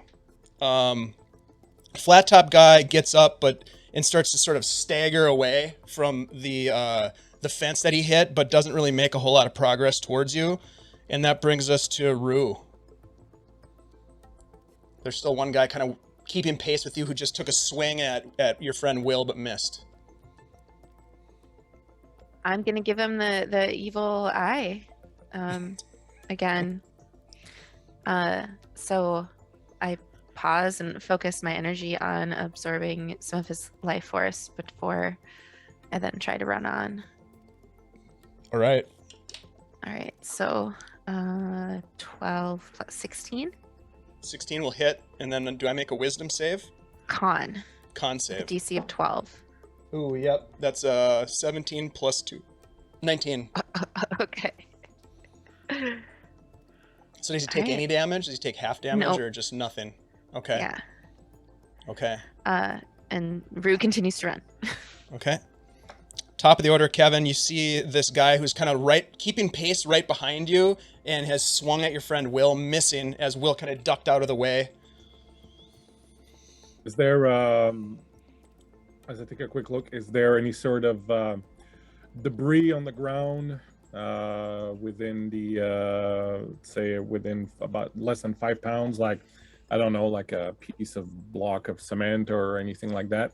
Yeah, there actually is. There's some stones that are about, I don't know, baseball sized, although not smooth. You know, they're kind of like fragments maybe of some cinder block. All right, well, I'm going to imagine that piece of stone skipping as my two friends were doing earlier across the ground and then just bouncing off and hitting him under the chin. Oof. As it were. Ouch. I will use Invisible Force, which is a first order power. Pick one object that weighs 5 pounds or less, and one creature you can see within range. You hurl the object at a creature intending to do harm. Yes, I do. Yes, Make a please. ranged power attack against a creature. Okay. So I will do that. See what my attack bonus is. 6.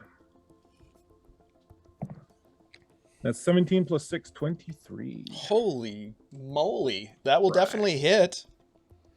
I'm like, a little bit of rock and roll. And I will do 1d8 bludgeoning damage, and I will once more use my Maverick power Mm-hmm. at 3 because, you know, I don't really talk about it that much, but kind of look up to Will as a bit of an older brother figure, and I'll be hot damn if this dirty cop gonna get his dirty hands on him. So I got 4 plus 3, so 7.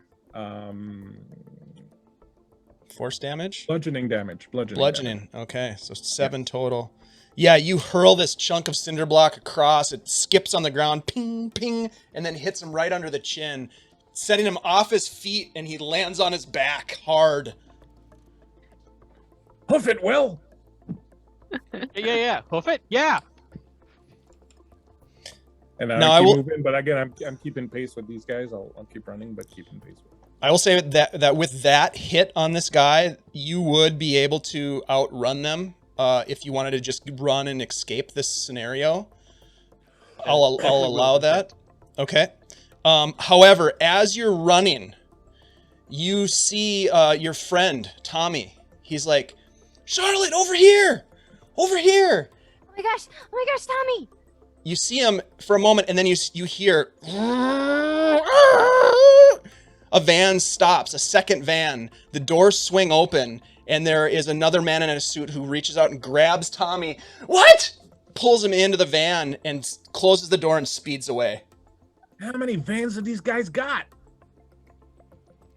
As you're running, you look back and you can see the two guys that you were fighting or who are trying to get you are sort of like getting up from themselves, and they're kind of looking back at their van that's just smoldering and flaming. There's 3 guys back there who then kind of turn to look at you as you dip around the corner and escape into the neighborhood.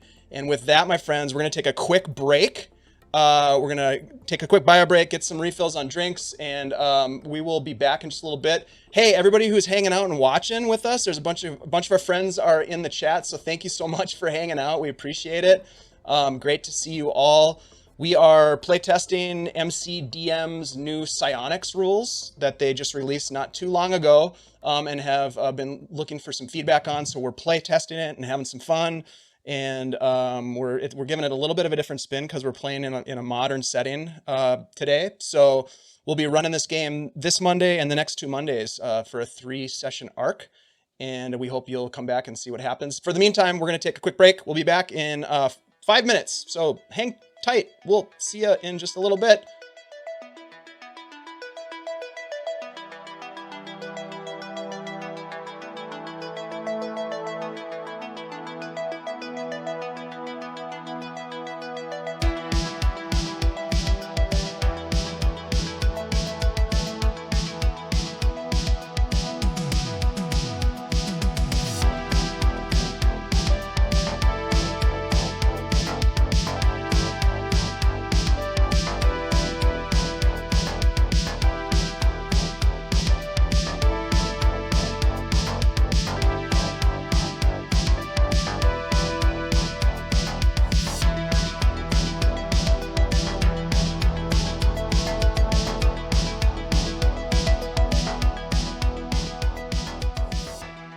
All right, everybody, we're back. Thanks so much for hanging out with us. Ashley, Kendra, Christian, Michael, thank you so much for being here. You guys are awesome. Real quick, why don't we go around, introduce yourself, who you're playing. Let's start with Ashley. Hey, everybody, I'm Ashley. I am playing Charlotte Williams, 14-year-old semi-feral pack rat, and little sister to Will Williams. Will, why don't you go next? Michael. Hi, I'm playing Will Williams, the 15-year-old other brother to the feral pack rat, which unfortunately makes him both neither feral and very, very worried because he keeps trying to make sure she doesn't get in trouble. And he's got like a so-so track record on it. That's great. It's kind of the yin to the yang of the pack rat. Christian.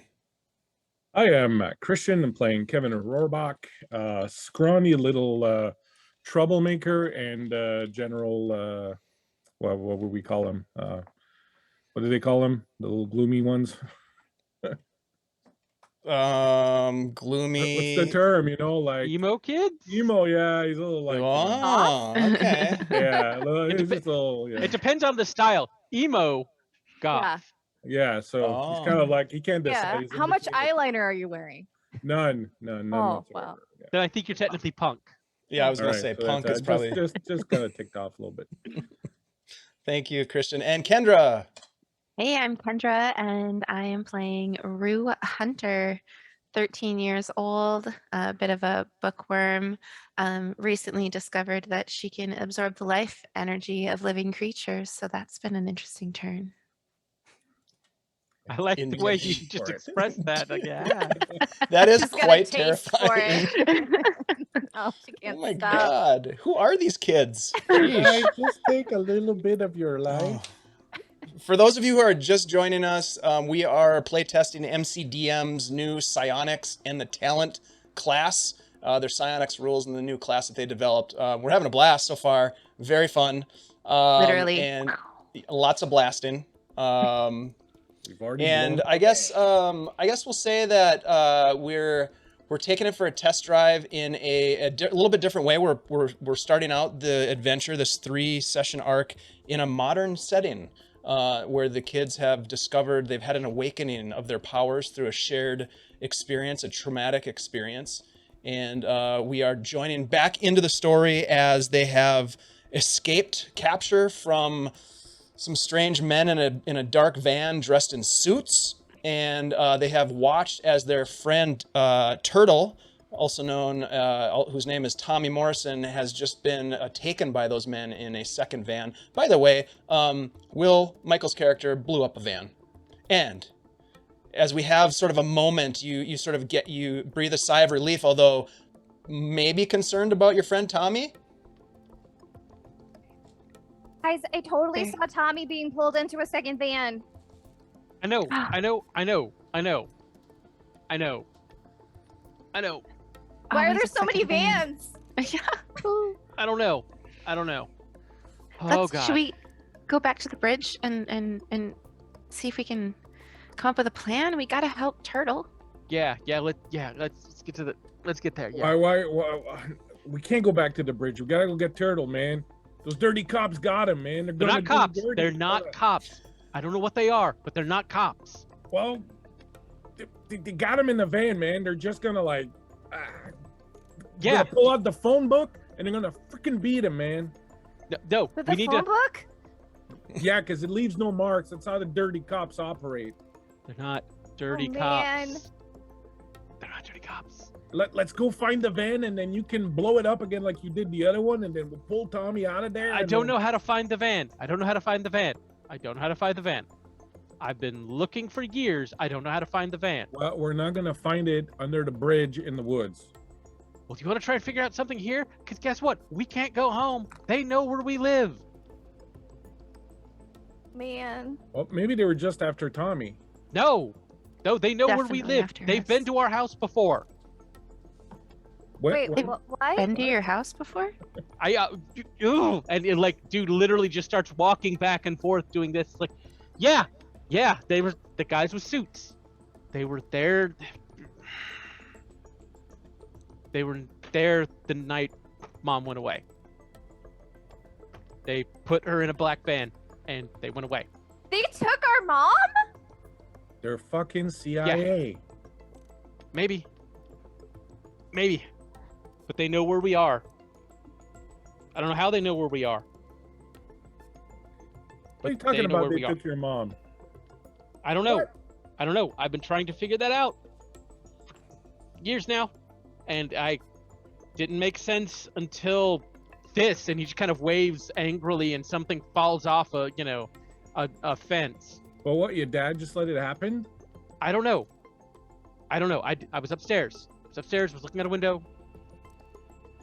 I saw the suits and the van, and Char was crying because she was tiny, and that's all I know. Oh, Will. Well, it can't be the same guys. How many other people do you know that show up in suits with black vans in I the don't same know. town? It's the first time it happens to me. We All gotta right, get our it's- mom back. If we find Turtle, we might find your mom. It was a long time ago. I don't know. I don't even know who they are. If we could, Look, these guys are gonna have a headquarters, right? They're gonna have a lair somewhere, right? You got to find out where they're lairing, right? And then yeah, because of all the layers there are here in tiny town of blah, blah, blah. yeah, but man, the CIA, they got to communicate, right? They're gonna have antennas and stuff on the top. We just got to find a house with a lot of antennas on top, and a It's black probably not van a house. parked in front. Be like, I don't know, a government building or something, you know? Maybe Well, a- we're not gonna find him by standing around here. So how about look? Are any of you, let me ask a question. Are any of you maybe do a little research online, perhaps like conspiracy theories, maybe or like local urban legends? Is that something that any of your characters would be interested in? Or I think I just by definition said Will actually has an interest in that. Yeah. Yeah, and Rue's a really strong researcher. Like, it's not something she's looked into now, but she'd be really good at like knowing what keywords and finding local YouTubers and. well, you know that there Get on is it. Maybe a someone has seen something. Check that MySpace there, whatever it is that you use. Facebook. that Maybe online someone's that got a online black- social platform that You don't everybody even know uses. what MySpace is. You're not that old. I'm I not I that know. old. know, I know. I just It's blanked. gone longer than you've been alive. I just blanked on it. So can you access that from your phone, Rue, or would you need to go like to the public Yes. library or to someone's computer? You have a data plan. All right. So go ahead and roll an investigation check as you get on Google. Yeah, will you help me? I know that you've been, researching this for a while. Let's yeah. see if we can work on this together. Oh God, yeah. I'm gonna hand out some chewing history gum while check. they're doing that. Chewing gum. What do you want me to? Sorry, what do you want me to roll? Investigation. Investigation. Yep. And then tell me what specifically are you searching for? So I rolled an 18. Oh my Well, I rolled a God. 14, but investigation's one of my skills. Wow. Um, I'm also trained in investigation. Will. Can I give you advantage? Yeah, roll again. Just for the heck of it. that was less good. I tried. 14. I was No, all it right, was so- good. No, but you are helping me because as first I start with like antenna farm. No, I've based checked out on all what those. I've Kevin checked out all said. of You those. checked out all those. Okay. Black van kidnappings. Yeah. So kind of looking for Sus black van. similar running around. situations. Yeah, definitely. Terms like Okay. that. Terms like that. Okay. So a couple of things that you rolled an 18 total. Yeah. So you learn a couple things. You learn that there have been stories of people disappearing from your community. As you start to do research, you hear that there is, or you find that there is a place of particular interest by the conspiracy buffs online. You know the type. There's a place called the Starfall Lake Psychiatric Institution.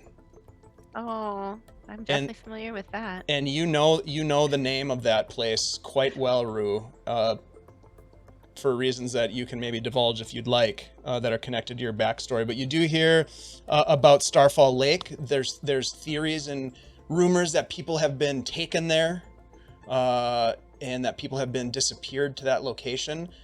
No one is allowed in or out unless you have clearance. There are strange comings and goings at night, black vans, and the like. There are a bunch of different rumors, and most of these are actually you're finding on like your social media sites, of course. Sure, and we're just kind of piecing together the themes. Mm-hmm. Is Starfall Lake where my dad is? Or is it more nefarious than that? No, your dad. You know It's the definitely place where my- because that's where your dad, or where you believe your dad to be. Yeah. Everybody, I think we might need to go visit my dad. We don't got time to mess around here, Rue. We gotta find Tommy.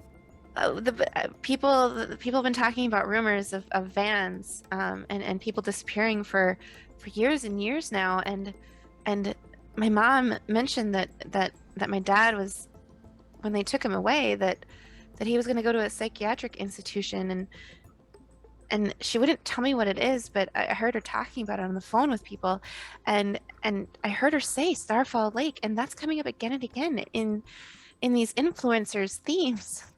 Oh yeah, in their that place is feeds. totally sus. That place is totally sus. Before he went to jail, my dad used to tell me that back in the day, that's when they used to send people, like when people would be like, you know, a little kind of strange or weird, a little off, you know, maybe not like necessarily like they were sick or anything, but maybe, you know, someone had, you know, was looking through the windows, you know, peeping at women when they were like, you know, undressing. My dad wasn't like that. And I'm not saying your dad. I'm just saying that, you know, that's the kind of people they used to send out there, you know. It's all right, Rue. It's all right. It's okay. Maybe your dad's there. Maybe we find him too. I don't got any better ideas. Kind of looks at Shar like, Might as well check it out. okay, we're The gonna only want lead to we wait. got. We're gonna want to wait till night then to try and get in there, because it'll be easier to sneak in at night. Oh shit. Yeah, because they don't allow visitors. You have to have clearance. Oh, I well, think they'll let us in. I think Kevin's our clearance. That's right. They'll let us in. Okay. You Where got a should plan?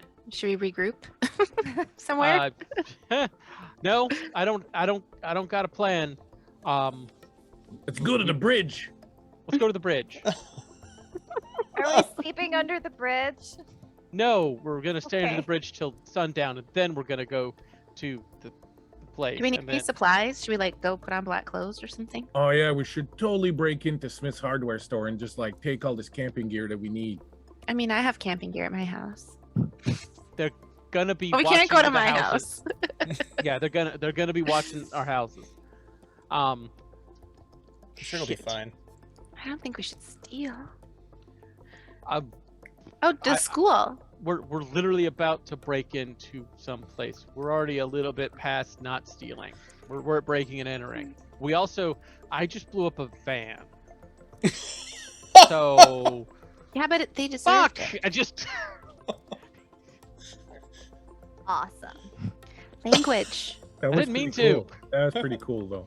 I gotta admit, you're I got really angry because I think these are the guys that took mom, and I just well, you guys really have parent issues, huh? Well, how would you feel they Mhm. took your mom? My mom hasn't done anything. Exactly. we'll go to the bridge. If we get out and get Tommy, then we're gonna worry about getting camping supplies. Cause I don't know. Past getting Tommy, I don't know how this goes. So let's just worry about getting Tommy, and we'll figure the rest out afterwards. If nothing else, yeah, we get some camping supplies. I know some places. I got my Boy Scout handbook. It's got everything we need. Oh man, we're just gonna wreck him. Screw that. We're gonna go in there. We're gonna get Tommy. We're just gonna wreck him. They're not gonna want to come after us after that. Okay, good plan. Helicopters. They don't got no helicopters. What are you talking about? It's about this time that you hear sirens, given an exploding van, and some of the Granny probably mayhem called the cops. that has occurred in the alley behind Granny's place. You hear sirens and you skedaddle as best you can back to the bridge. Along the way, I'm guessing, and just to sort of paint a little bit of a picture for folks who might be watching, you probably start to talk a little bit more about some of the commonalities that you're starting to see amongst yourselves that you may or may not have known. Of course, I would guess maybe that that Kevin is, telling stories about his dad's incarceration. Will is putting the pieces together of this vague memory that he has of his mother perhaps being abducted in a very similar fashion to their friend Tommy. Charlotte, you not really remembering that, having that memory, but being shocked at the possibility that maybe your mom is at this institution, the Starfall Lake Psychiatric Institution. And Rue, knowing that your father had been institutionalized there and lives there, although you haven't seen him in quite some time, you haven't really Since I been was 8. allowed. Yeah, you haven't been allowed to see him. So some of these things start to come out of this sort of shared. Not only have you had this weird shared experience on the ice, where you fell through the ice, but you have sort of this shared history trajectory of parents being missing or taken. But nevertheless, you make it to the bridge. I'm sorry. On And- the way there, can I just want to at some point go up to Rue and kind of looking down, not really looking at you. So hand you a piece of bazooka gum and say, "I'm sorry, Rue. You didn't mean anything about your dad." That's okay. I know your dad's in jail, so that makes it kind of tough to I'm talk talking, about dads. I just talk through my ass most of the time. Don't listen to what I'm saying. I'm sorry. I didn't mean anything by it. We good? I'll offer you the bazooka gum. I take the gum. We're good. All right.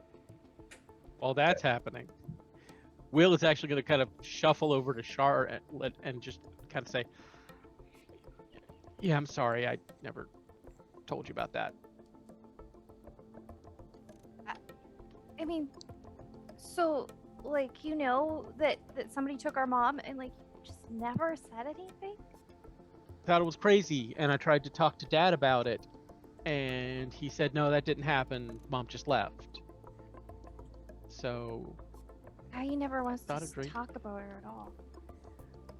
yeah, that's But- if there's a way that we could get her back, we have to get her back. If Mom's in there, we're getting her back and burning the whole fucking place down. Okay. Bounce, You're gonna flatten him. bounce.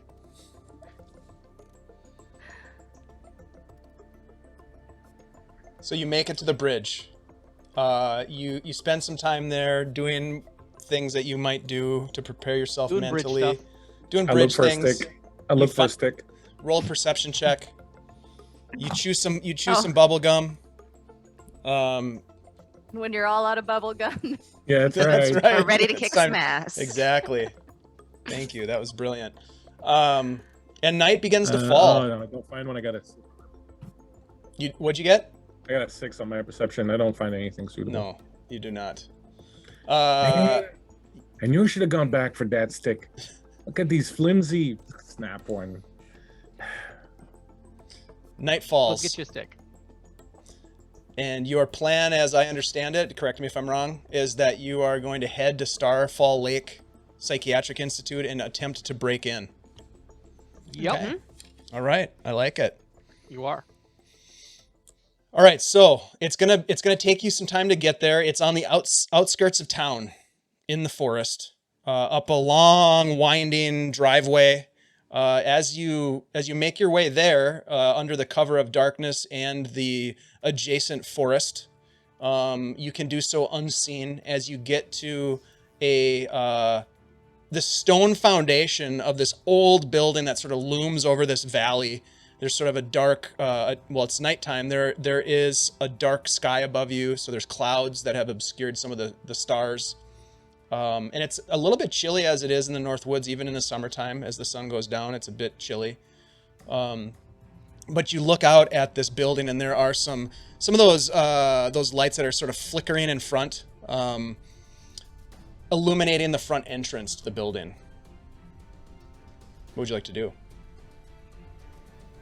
We should look for a back door. See if there's a back door. It's probably gonna be easier to get in that way.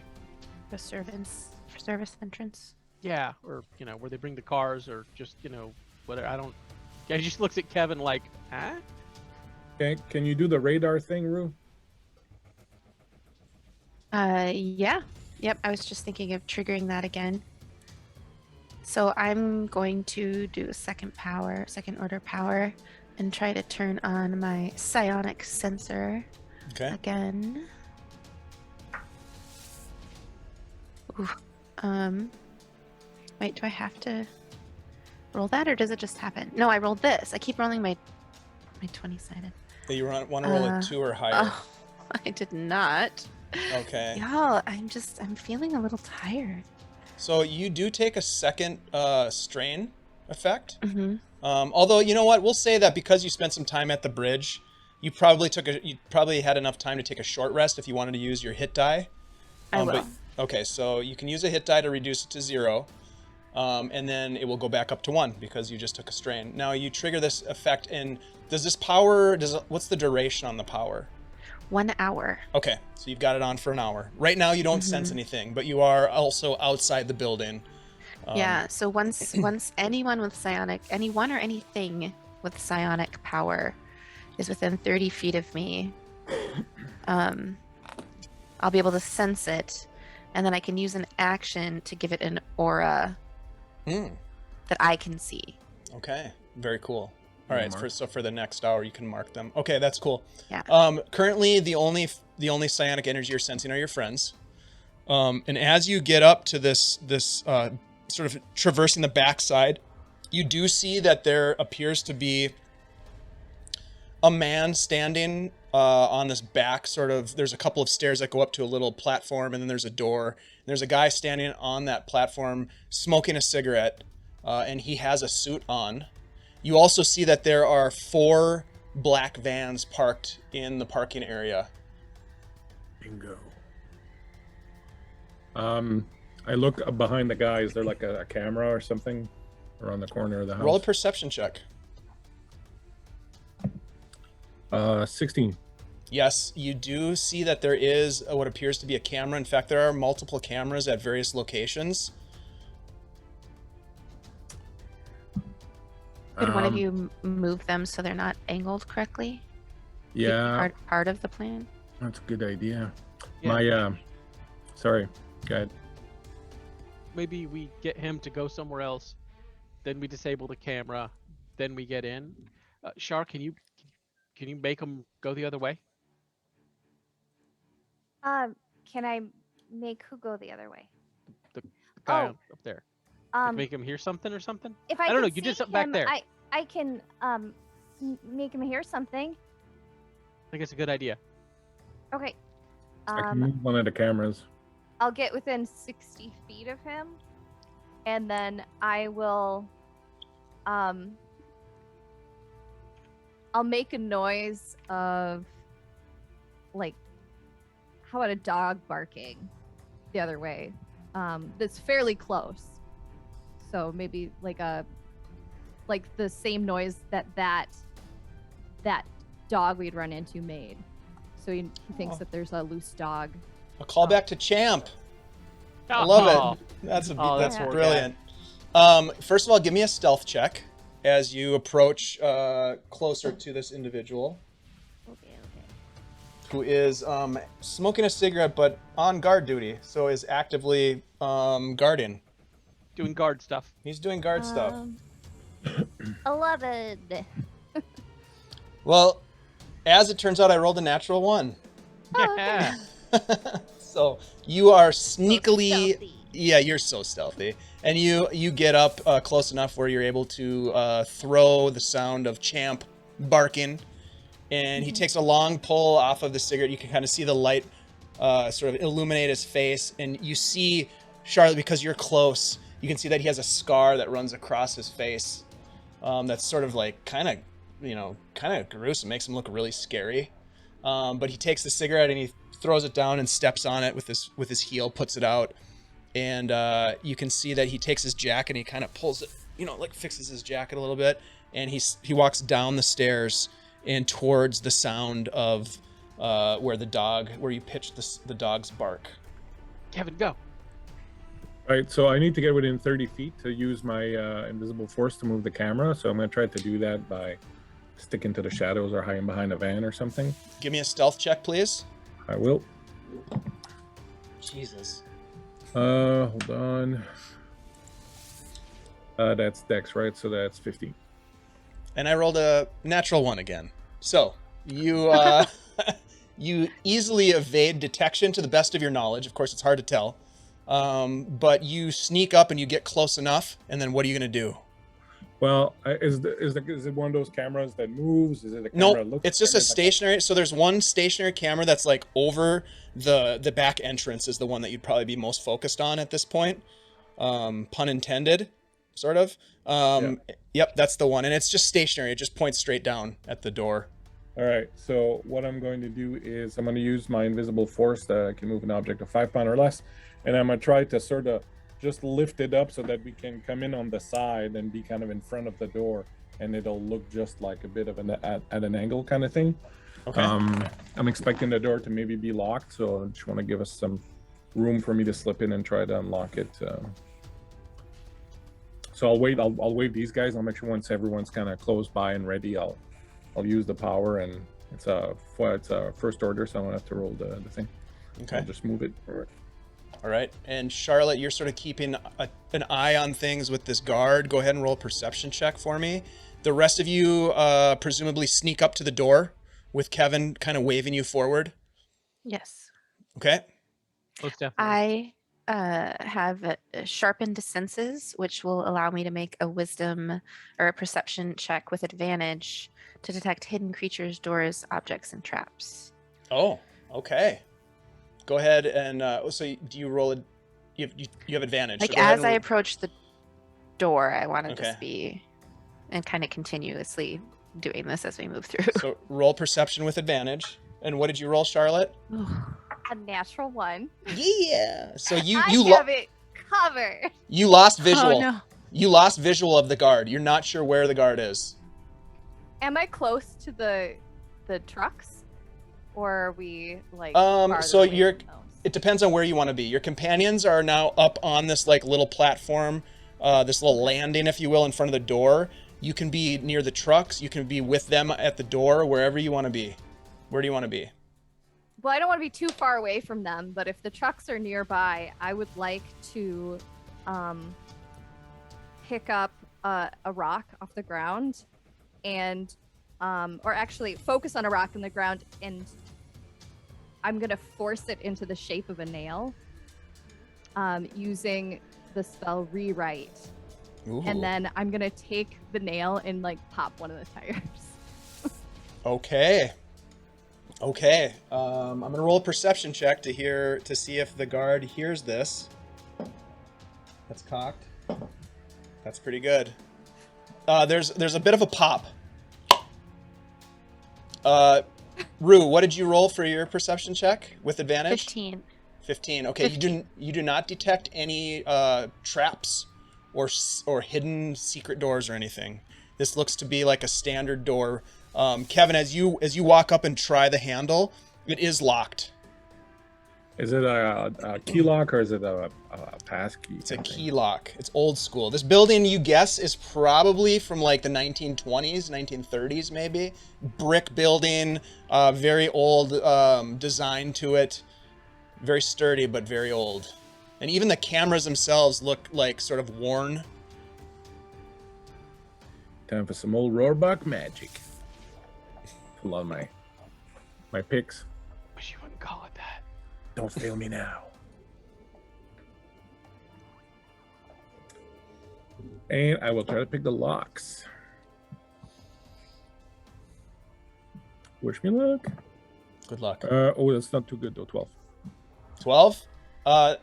It doesn't quite budge. You kind of get your lock pit stuck and you pull it out. Meanwhile, Charlotte, you hear as footfalls in the gravel of the parking lot are coming back your way, presumably to inspect something that happened. The loud pop by the vans. Oh no. Okay. How far am I away from the door? I would say you're probably within 20 feet, 15 feet. Okay. Can I can just hear them coming, but I don't see anybody. Mm-hmm. Not yet. I am. Oh, I'm gonna just try to sneak towards the door, like move very stealthily, and try to warn my friends that someone's coming. Roll stealth check. Kevin, you didn't quite get it on the first attempt. Do you want to try again? I sure as do's. 18. Yeah, it's better. It's with my bonus. That's 13 plus 3, 16. 16? Okay. Yeah. So, Charlotte, you start sneaking back slowly as you look up at your friends. You look back and you can see that all of a sudden you see the flicker of a lighter. And then you look as the guard lights up a cigarette, and he's just sort of in the darkness at the corner of the building looking around, hasn't seen you. Kevin, you get the lock, you pick the tumblers, fall into place, and the door pops open. Hustle, guys, hustle. Go. And Rue. Will slip through first. Rue looks back at Shar and is concentrating so much she realizes that she can just send a message, and she says, "The door's open. Come quickly." All right. I'm going to go for it.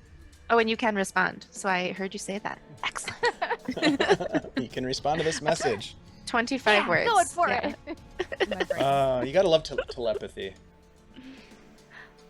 So the four of you sneak in the door. Give me one more stealth check. Whoever's closing the door, who would that be? I was gonna go in last. Like I was gonna wait Okay. in case the door closed. So if you needed to repick it, So give me a stealth or sleight of hand check, whichever you prefer. 11, so 14. Okay, I rolled a 3. So you, I'm rolling terribly. But you slip in and close the door. ever so gently. Goons, hired Rude. goons. Rue, now that she knows that she can do the shared thought thing, is very excited. And she focuses on Kevin and says, lock it. In his brain. I'm like, Oh, Mom, Lock it. I lock it. Then I'm like, we're in a tight spot now. For cameras. Yeah, looking to see if I can sense any psionics within 30 feet. you do not sense any psionics yet at the moment. You Where do you guys, think they keep the labs? 30th floor down. everybody roll a perception check.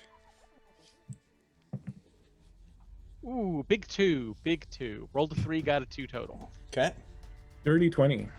Ooh, nice. 15. Okay. 13.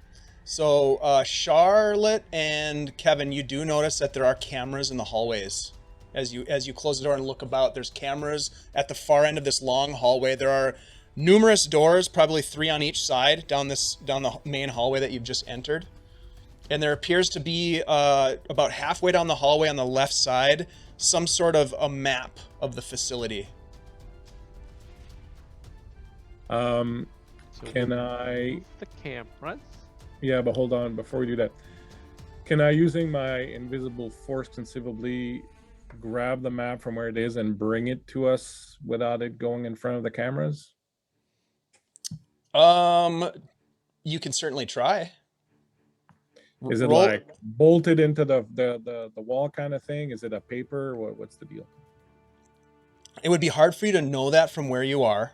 So if you wanted to try to like pull it off with your, is it a movable force or movable force? Excuse me? Invisible force, yeah.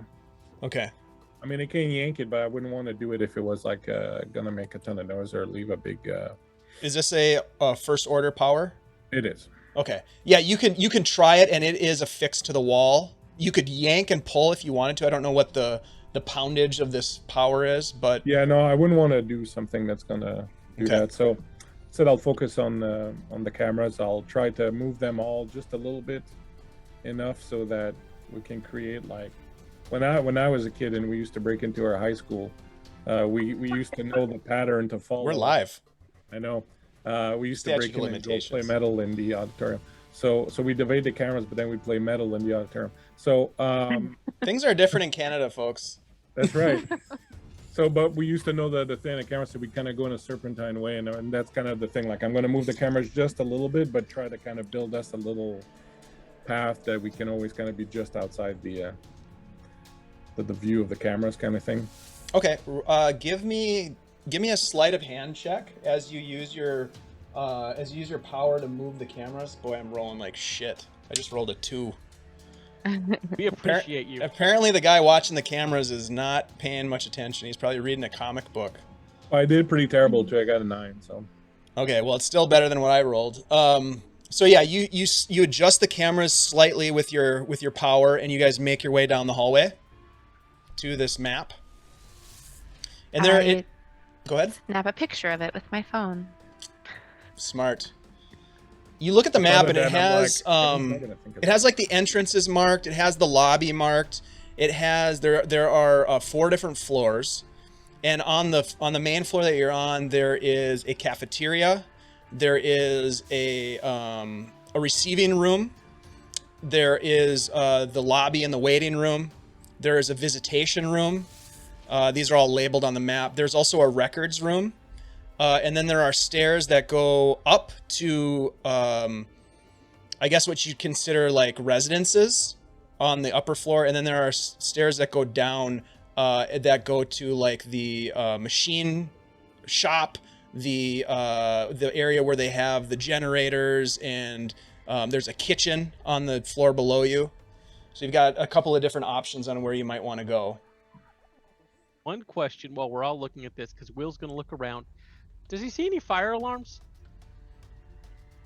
I would say yeah. You probably do see some of those old school, like you pull the fire alarm kind of idea. Beautiful. Yep. Just in case. Mhm. let's go to records. Go to records, see who's here, see where they are. No, man, that stuff is always in the basement, man. They always got like the labs where they're doing the dirty experiments in the basement. Yeah, but if like We're not Ruth's going to be able to dad's do here- records. Yeah. Yeah, After we find Tommy. Yeah, if Ruth's dad's here, if our mom was here, we want to know. So we go to records, then we go downstairs. I don't know, man. I think finding Tommy is more important than these other things. I don't mean, look, Are guys. we really gonna fight about this right now? He's our friend, man. We're gonna get him, but we need to at least look at the records. Maybe Tommy's in the records too. All right. Yeah, maybe we'll figure out where they keep people. Yeah. All right. So where's that Should we at? vote? No, I'm okay. Let's do it. So you're gonna go to the records room. Get him, Kevin. Don't worry. Okay.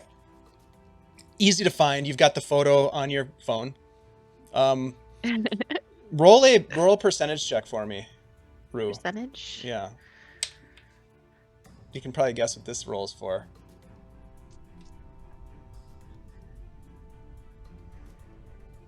$70. Oh, okay. So you have 70% battery life left on your cell phone. Oh, that's not bad. Well, I had it That's- off during school, Yeah. so So that's pretty good. I didn't. You guys make your way to the records room. You get to the door and it says on the door records. Put an ear to the door just to hear if there's any sound coming from it. On the Roll a other side. perception check. And also, I guess maybe everybody roll a stealth check and let me know if you get lower than a 7. I got a 13. Got an Natural eight. 20. Ooh. Nice. She is the knight. Got a 9 on the stealth and a 6 on the perception. So you haven't heard any alarms go off yet, so that's a good sign. As you've infiltrated this institution, you listen, Kevin, against the wall, and you can't hear anything. You hear no movement inside. It sounds like there's nothing there. I don't think there's anyone in there, unless they're really silent, like ninjas or something. Hopefully they're not ninjas. If they're ninjas, we got problems. Holy shit! You think they got ninjas? Is the door locked? And Will tries the door quietly. It is locked. Oh, now you like the little Robark magic, huh? Well, we're not just okay. I get the sense that Kevin is kind of trying to impress Will with his roguish like skills.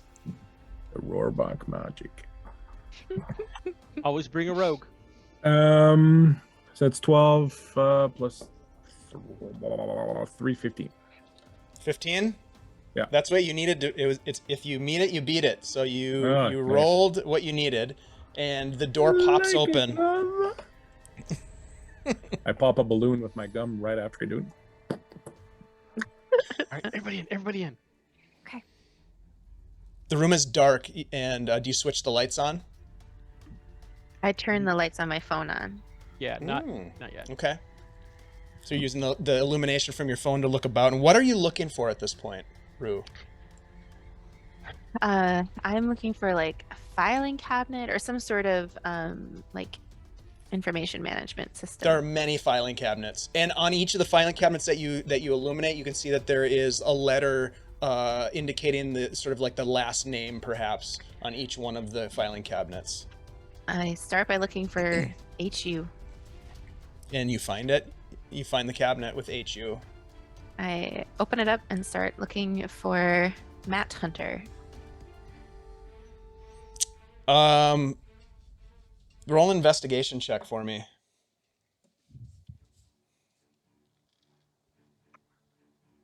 $18.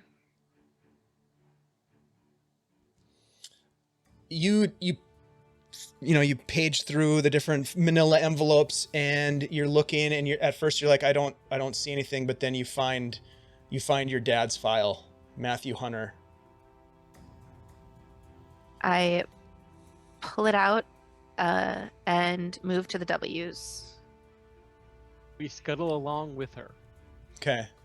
For sake of time, you end up looking through. We'll use that same roll that you rolled. You do find a file for Helen Williams. And interestingly enough, just for shits and giggles, you look up ours, and you find much to Kevin's surprise, perhaps, you find a file for Charles Rohrbach. That's not my dad. It's just some other dude with the same name. You can leave that one there. We're taking that. Will grabs it and hands them all to Shar. Okay, I got him.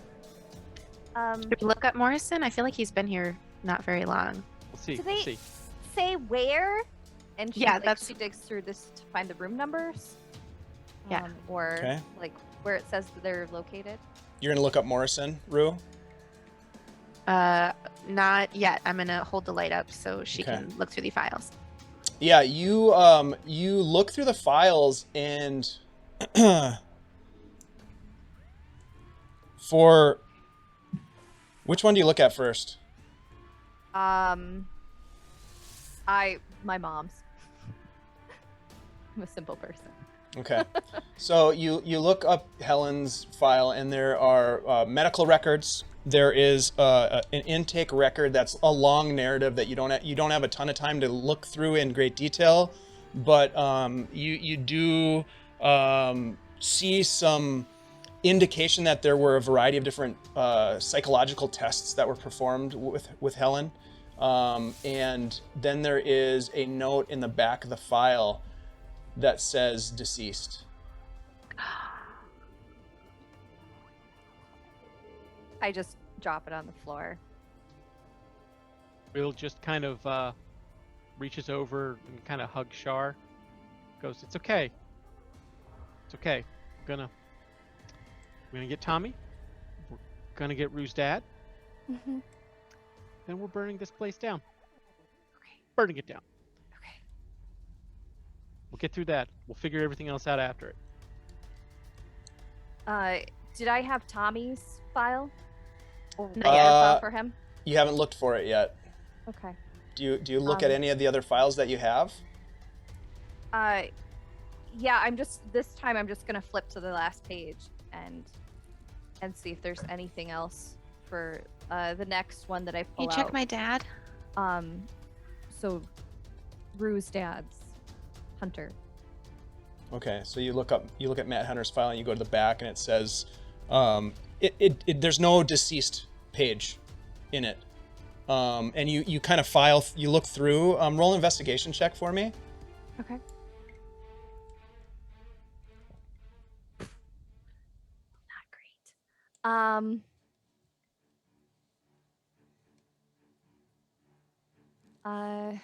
That is 13. A 13. Okay. You pick out a room number of 212, so it would be a floor above you.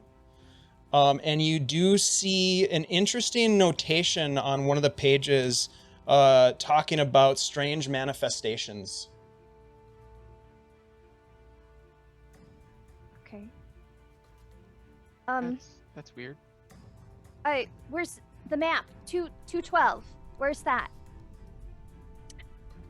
I flip the phone over and look for that. Can I sense anything above me? From where you are right now, roll a percentage for me. Roll a percentile dice. 80. You do sense a slight psionic pulse from above you. I think we should go upstairs. Got to see if Tommy's got a file to see if he's got a room too. So then we can get both rooms. Then we can get out of here. I'd like to look under the M's, and then if there's nothing, well, we'll just find out. I look under the M's. You look under M's and you don't find anything. You're looking for Tommy's file under Morrison. Yeah. You don't find Yeah. a Tommy Morrison file. but you find a Tanya Morrison and a Steve Morrison. Son Oh, of a I grabbed bitch. Tommy's parents' files. And I look and there's like an intake bin Wait, yeah, I or was gonna say, something. wasn't there an intake on the map? Oh yeah. There Is was. there anything here where it's There's like a lobby. here's new files that need to be filed?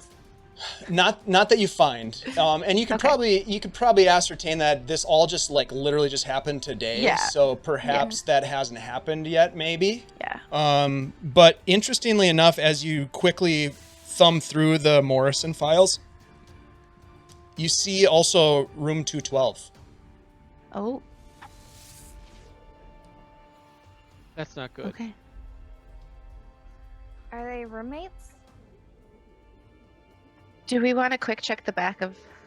No, we don't need to check the back of Roarback because that's not his dad. That's right. Let I me say look we at grab one of Rohrbach the anyway. guards. Let's. beat it I got an idea. Let me look. Beat it out Let of me see them. the Rohrbach file, and hand Will's it gonna to look him. through the Rohrbach file to see what room they're in. You page through the Rohrbach file and you see a room number, 212. You It's also gonna be a big see room. a notation of that is very similar, strange manifestations. So, yeah, Tommy's probably in room 212. Okay, let's find it. You know where we're going. I look for the closest way up on the map.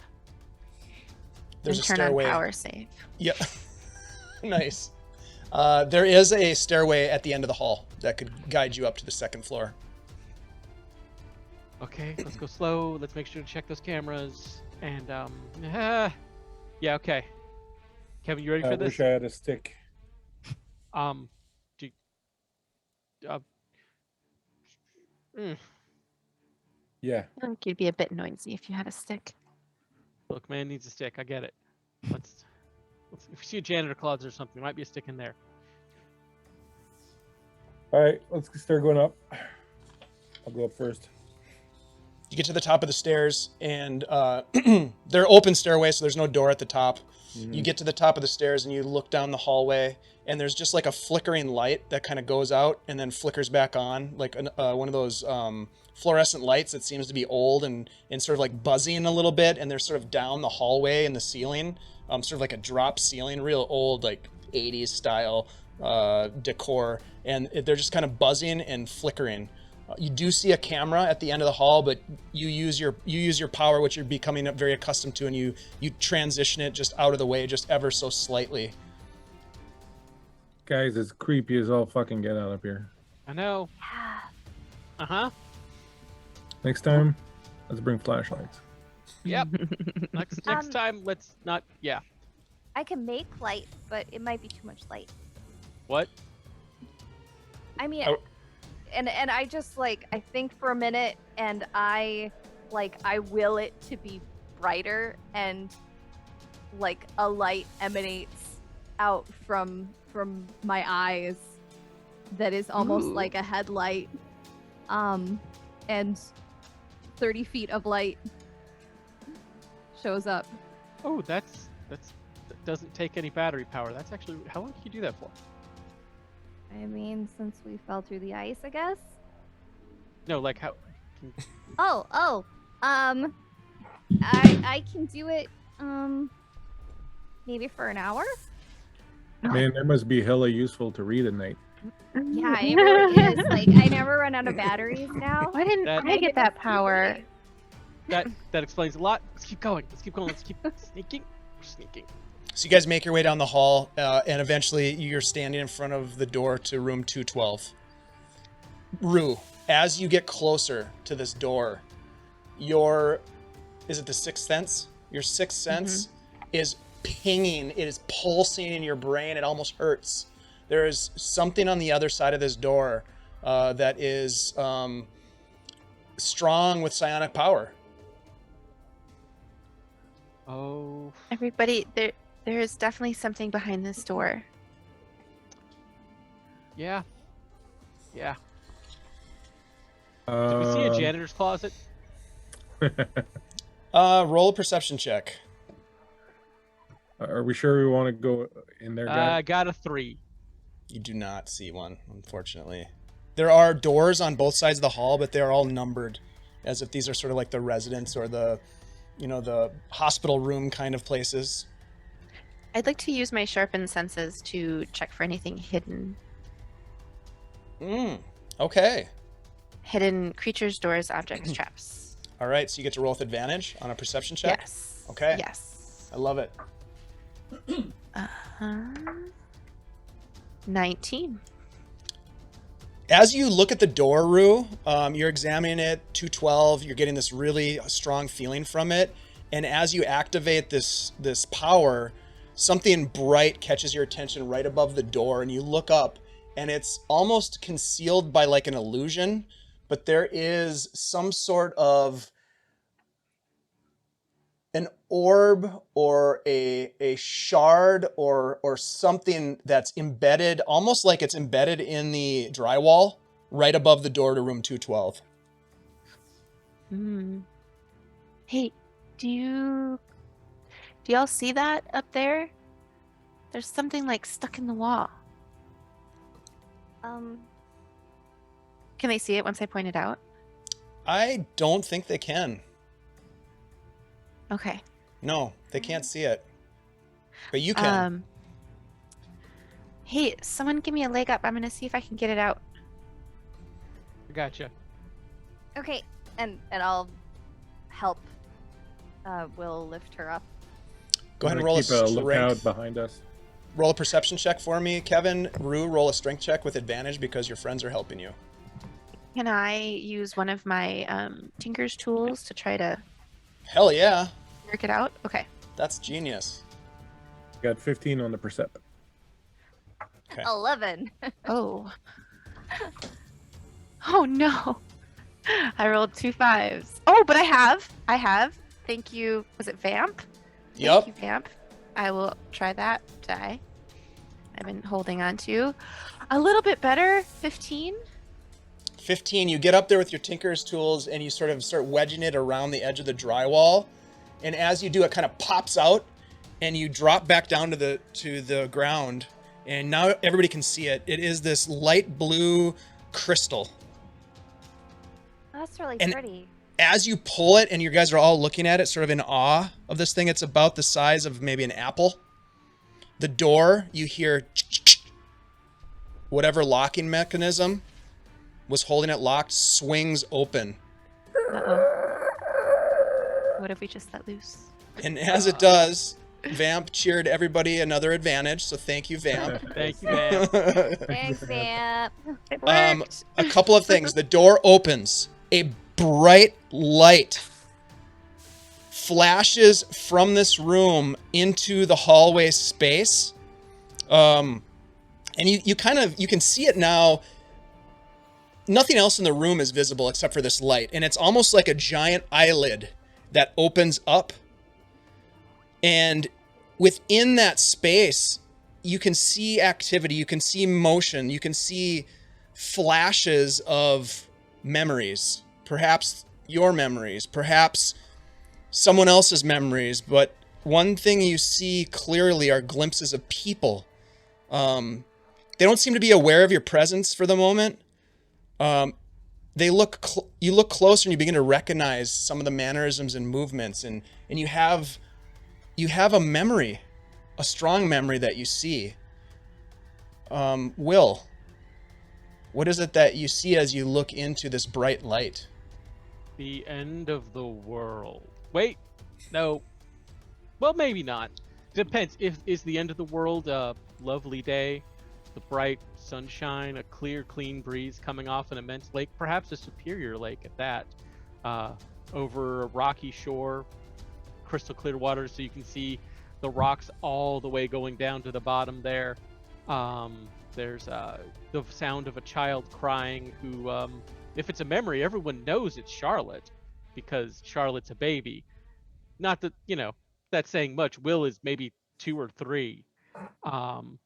And it's her dad, the father, Joe Williams, if you will, is trying to, kind of rock it to sleep, and their mother Helen, who strikes me as kind of a willowy woman, even at this point, with long sandy brown hair like everyone else in the family, is just kind of sitting on a large dead cast-off tree, kind of staring out over the lake. And she just kind of looks over and she kind of pats the tree next to her for Will to come sit at. And I don't know what happens next, other than Will go and sit on that tree. Maybe we're all sitting on that tree. Maybe it's just Will. Maybe it's just an image of Will when he's a kid and Will's watching. Many things are possible. All of that is exactly what you see. The one detail that you also see as your mother Helen turns to gesture to young Will to join her on the tree, you can see that her eyes are glowing with an intense, bright light, as if there are stars within her eyes. Charlotte, you also look into the space and you see something different. You see a different memory. What is it that you see as you look? I see my childhood dog. Well, we're still kids, but like when I was little, I remember having a dog named Lady, and I am like smaller, and I like toddle after this puppy that's running about, and I look behind me and I see my old house. And there on the porch, like leaning on the rail, is my mom. And she's just is watching me run around with the dog, and she waves. And I go back to chasing the dog, and it's like a beautiful warm day and the sun is setting, and it's just simple. Feels safe, feels like home. The one thing that you also notice as you sort of glance back at your mother is that as she's kind of on the porch overlooking this joyful moment, she seems to be almost like levitating some things in her hand, like she's just sort of playing, like she's just being playful, but there are things levitating around her, as if almost like you think she's juggling at first, but the objects aren't moving. Kevin, you also look into this bright eye-like, shell-like fissure in this room that's shining a bright light, and you see something also that triggers a memory of yours. What do you see? Maybe the light that's kind of shining starts flickering, and it becomes kind of like the light of a projector in a darkened movie theater. And there's me and my dad going in, and it was like a PG-13 movie, but he managed to get me in anyways. It was a bit before I got sick, so I'm a bit kind of chubby, and I got like this brush cut, kind of like my dad, and my t-shirt's riding a little high on my little chubby belly. And I come in and I sit down with my dad, and I got a big thing of popcorn and a big thing of soda, and this film comes on, and it's got like this guy that looks kind of like my dad in it, and this other guy, and they're like drug agents, and they're fighting the Mexican cartel, and then and they're like going across the border, and this one guy's protecting this younger girl that he was supposed to kill, and he doesn't want to kill her. And I keep looking over at my dad, and he keeps he's looking at his phone, and he's kind of playing with his phone a lot, and he seems kind of preoccupied. But it's very rare that I get to spend time like this one-on-one with my dad, and to come to the cinema, and I smell the popcorn and feel the greasy butter on my hands, and and just kind of absorbed in the film, and just kind of happy that my dad's just kind of there sitting next to me. One additional detail of the memory that you have is that your father at one point reaches over and just kind of squeezes your hand in his, and you feel this sort of pulse of warmth, and you look down at the hand, and there's like a bright light kind of emanating from where he's holding on to your hand. And Rue, similar to your friends who are seemingly almost mesmerized by what's happening with this vision, what do you see? I see myself at about 6, and I look over and I see my hand clasped in my dad's, and I look up a little bit farther, to look at him, and in front of us are these two ginormous feet. And as my gaze moves up, I hear, "Hello, Rue. Are you here with your father?" And it's Paul Bunyan, and he's talking just to me. He knows my name, and he invites me to sit on his upside down dog, and I have it kind of moves to images of tilt-a-whirls and being, feeling the force pushing me into my dad as we're riding him together, walking through the magnetic mine, him watching the water mysteriously move up rather than flowing down as you'd expect it to. And just having an awesome day, just me and my dad. The two of you enjoying your time together, and at one point it's strange because he stops for a moment walking, and you stop, and he looks down at you, and out of nowhere he just says, "Rue." You look up at him, and he's got these bright, piercing lights shining from his eyes, and he says, "Rue, why are you here?" And at the same moment, the four of you hear from behind you someone shout out, "You! Why are you here?" And you see that the light continues to glow brighter, and there is someone running down the hall towards you. Who would be in the back of the group at this point? I said I was checking the back when these guys were looking at the crystal. I was scoping out our rears. The images of these visions don't fade, and you almost get the sense that Helen, Charles, and Matt, they all kind of turn in the vision and look to you and almost like gesture. And this individual is running down. I need everybody to roll initiative.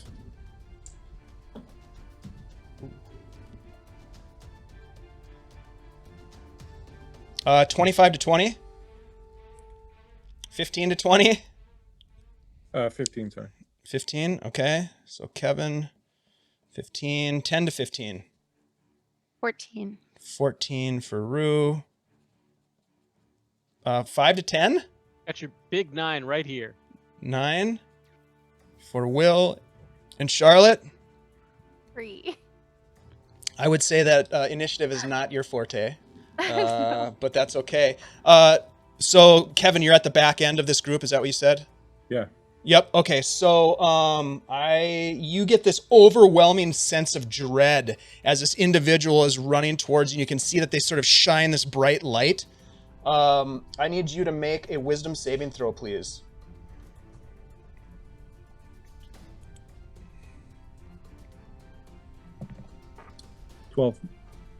That's a fail. You needed a 13 to beat this one.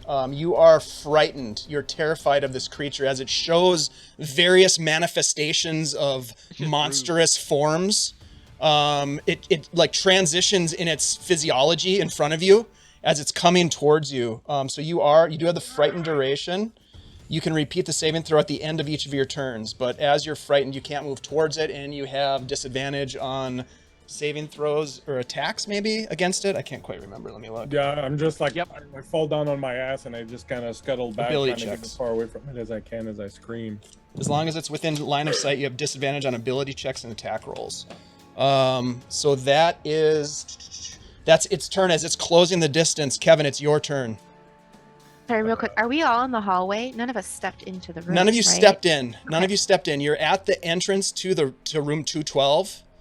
There's this bright light shining out where you've had these visions of your parents who are now kind of, all these visions have kind of like taken notice of you now. As Matt said to you, like, why are you here? All of the adults have started to look in your direction. This other individual's running down the hall towards you. Kevin, what would you like to do? Do I get to make a save now, or do I lose my action? Because of the You can use an action. You just can't move closer to the creature, and you have disadvantage on ability checks and attack rolls while it's in line of sight.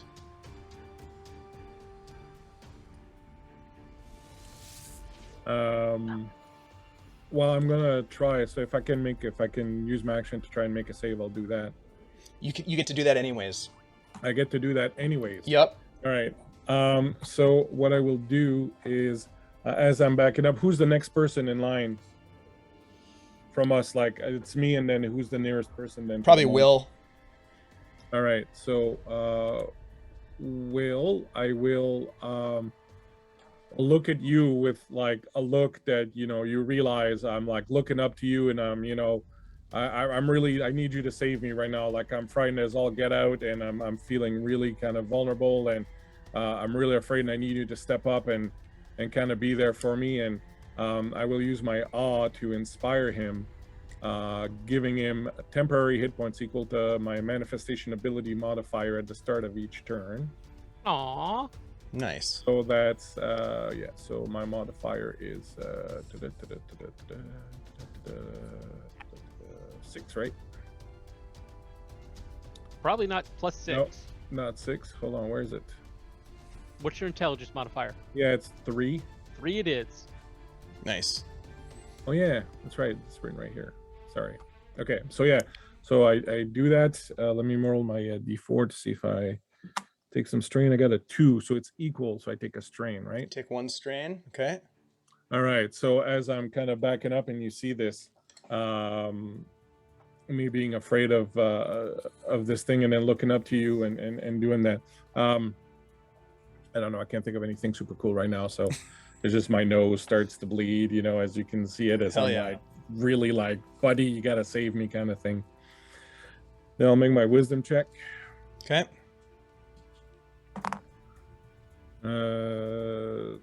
No, that's 11 plus 1, so 12. That does not succeed, unfortunately. You continue to I'm be still frightened. afraid. Give me 1 second. No, you can move. You just can't move closer to this individual. Yeah, no, I'm just gonna keep kind of scuttling back and try to get behind Kevin, kind of thing. Behind Will. Got it. All I right. will. Yep. I'm All right. Kevin. Get behind myself. That's how scared I am. Rue. I am going to step through the door Into room 212. into room 212. Okay. You step into the door, in through the door, making a 5 feet of movement in, and you feel this warmth coming from the light now. Now that you've actually stepped over the threshold of the room, do you have that what you pulled The off crystal? the wall? You do. Mhm. Okay. Okay. The crystal begins to glow brighter in your hand as you enter the room. I call out turtle. Okay. Are you going to use a power at all? Or are you just going to use your normal indoor voice? Just my normal indoor voice. Okay. You don't hear a response. Okay, I'm going to ready time thief in reaction to if I see the bad guy at the door. Okay. All right. So you've readied an a manifestation. Will, it's your turn. Whew, Will is going to kind of turn to this dude running at them, step in front of Kevin, and he reaches out with his hand like he was gonna do the just shove them back, but as he does, he just has this moment of just rage that he didn't even know was there as shit just starts to come loose, and he just screams, "You killed my mom!" and attempts to grasp this guy using the power of his rage and mind. I will roll a manifestation die to see if anything happens for me. I rolled a 2, which means it goes off, but I still get a point of strength. Will doesn't give a shit. And this guy needs to make a strength saving throw, DC 13. Okay. That is going to be... Oh, that's not good. That's a 10. Neat. And you literally see this guy just gets hauled up into the air as Will his hand just kind of like starts crunching. He has a speed of 0 until the start of his next turn. Okay. He is going to take 2d8 force damage.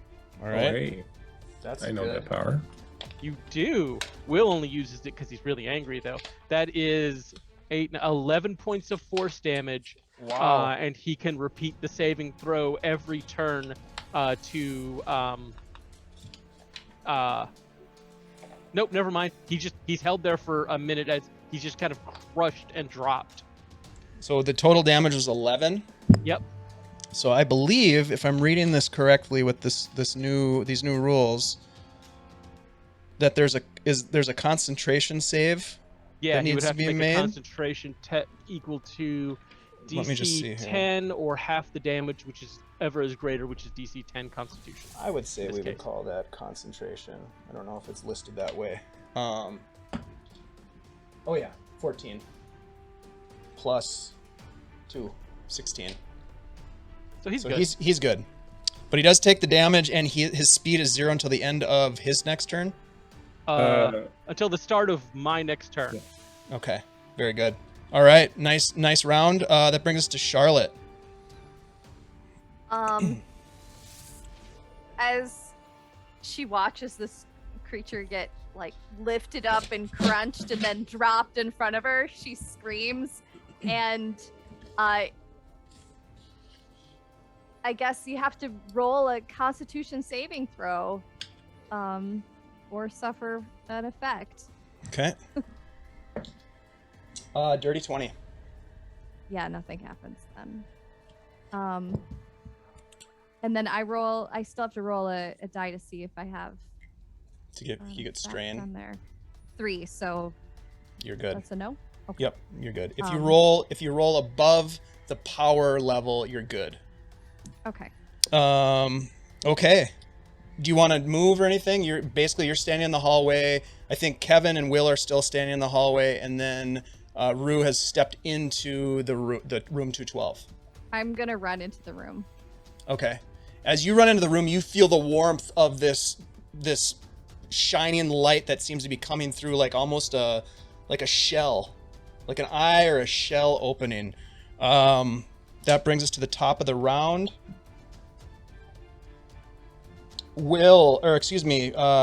Kev, you feel a tightening around your throat.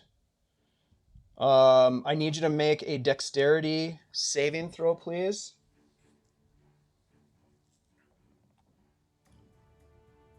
19, I believe. Let's double check my. Oh. 21. I'm lying. 17. Sorry. 17. Okay, well that's definitely a save. You do take some damage, but you are not restrained, so you're going to take. I just rolled a 6. And bye-bye. 6 force damage. As I hit 0 and You drop to the ground. Yep. Okay. Let me just double check something here. Okay. I need you to make a death save.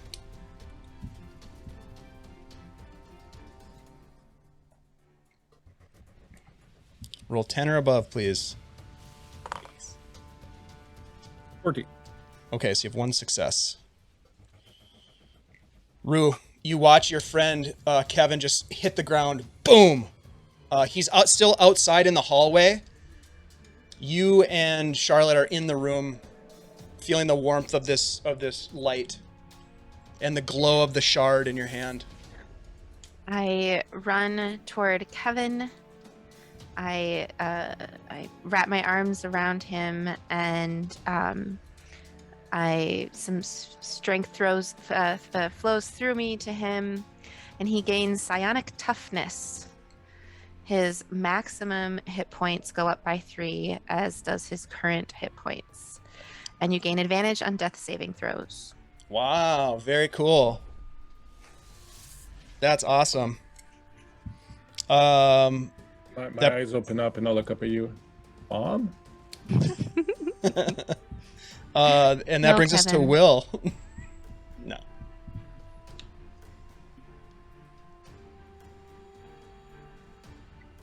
Oh wait, that was my turn. Yep, it's your turn now. Oh, sorry, I Yep. thought he was looking at me. Joke there.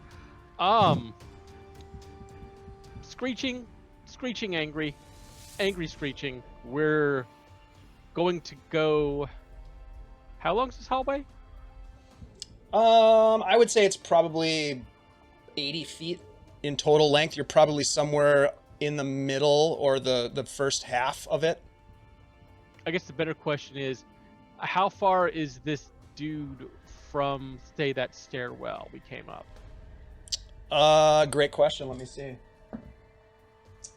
He's just over, roughly, if you were to guesstimate, in this light of the flickering overhead lights. Although Charlotte's giving off some light, perhaps still. Probably about 20 feet from the stairway. All right. In which case, rolled a 2 on my manifestation die again, so I take another strain as blood begins to pour out of both of his nostrils. If he could make another strength saving throw for me again, as Will is going to attempt to throw him backwards 30 feet. Okay. And just so folks know, at 2 strain, you become what's called tired, and you now have disadvantage on strength and dexterity checks. So anything with Nobody's strength favorite. or dexterity will be at disadvantage. Not saving throws, which is interesting. I feel like maybe saving throws should be included in that. But anyway. Well, it's like exhaustion that comes further down the line because it's way worse. This is just for like Sort stealth of. checks and Yeah. athletics and that sort of thing. All right, so a strength save. Ooh, that's not bad. But it's a negative, so that's only a 14. He still passes because I've only got a 13. So I believe nothing happens.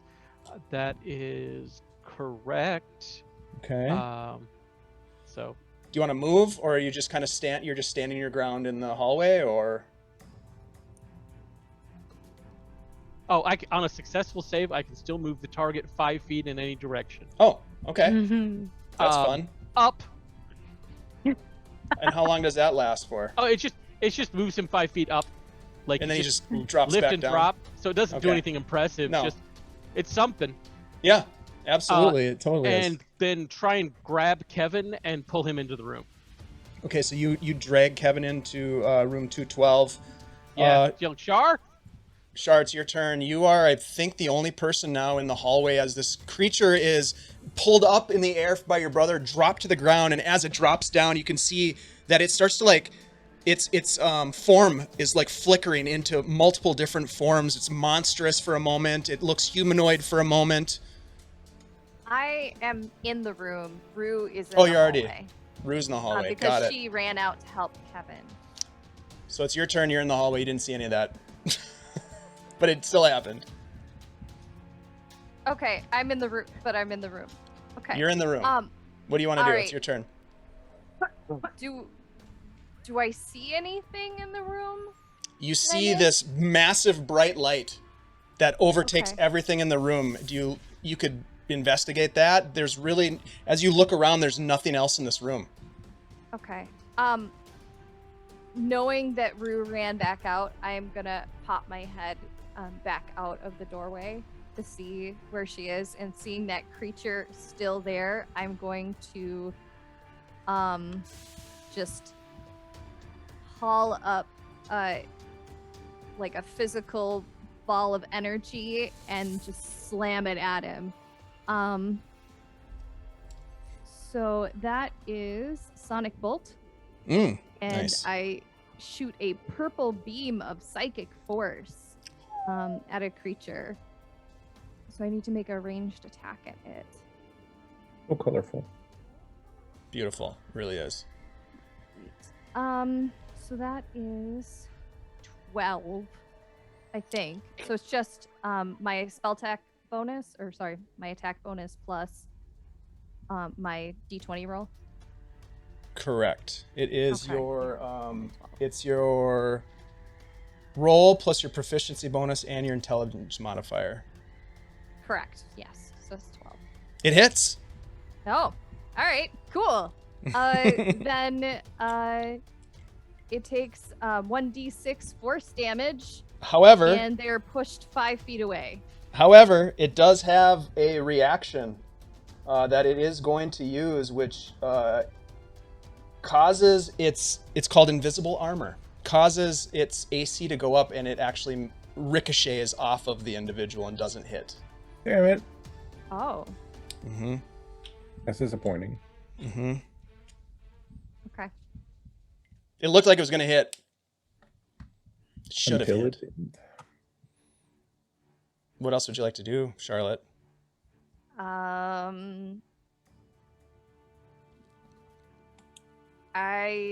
don't think I can do any. I mean, as a bonus action, can I try to pull Rue into the room, or is that an action? That would take her action to be able to do that, I think. Okay. Yep. You can kind of then like I reach guess out and I'll grab her to like give her the signal that you're trying to pull her in, and then she'll have to kind of decide what she wants to do. Well, I can just say like, "Come on, Rue," and nod at. Okay.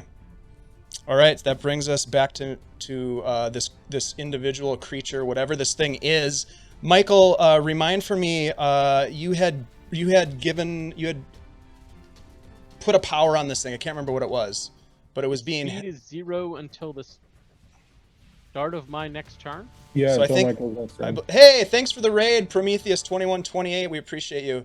So I think that is over because your turn already started. So it does not have the speed 0.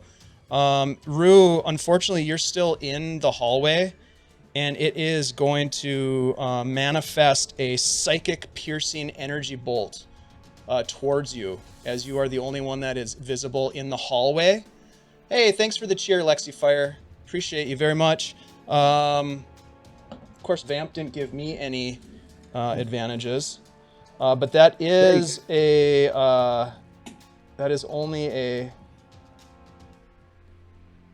that's only an 8. I'm pretty sure that misses you. Hey. As you duck out of the way and this bolt of psychic energy impacts right above your head. Let me just double check something here. Yeah, that was unfortunate for this creature. That brings us back to Kevin. Kevin, you've been drugged back into this room. Now, as you look up, Kevin, you can see that this light is kind of pulsing in front of you, and you look in there and you can see, as I mentioned, your father looking at you, his eyes glowing now, and just sort of like trying to peer through, like trying to get a look. What would you like to do?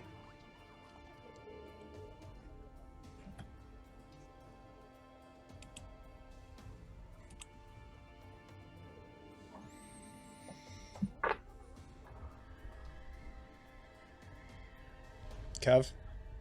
Oh, sorry. No, I thought you were going for a dramatic pause there, but No, Yeah, Yeah, I well- thought you were not thinking at all. about it. yeah, exactly. Sorry. So I'm convincing. sorry. Go ahead. What would you like to do? For some As your odd reason, father is whenever- looking at you through this bright light. I need a bit of a clarification. So we're in the room, and this light is coming from behind us in the room, sort of thing. Yep. The light is manifesting inside the room, and it's like the whole room once Rue pulled that crystal down, the door opened and the room just kind of illuminated with light. And as you look in, you see your father kind of like trying to look back, as if like looking through a looking glass, trying to peer at you. Towards me. Towards you, yeah. Okay. Did you get damaged by that attack earlier? I did not. Okay. I'm still frightened, right? You are. That was 2 turns ago, though. Oh He yeah, failed but both you're- saves. You are also out of sight of the creature, though. Yeah. So am I still frightened? You're still frightened. Okay. I'm gonna look over and I'm gonna be, Dad? You're supposed to be in jail.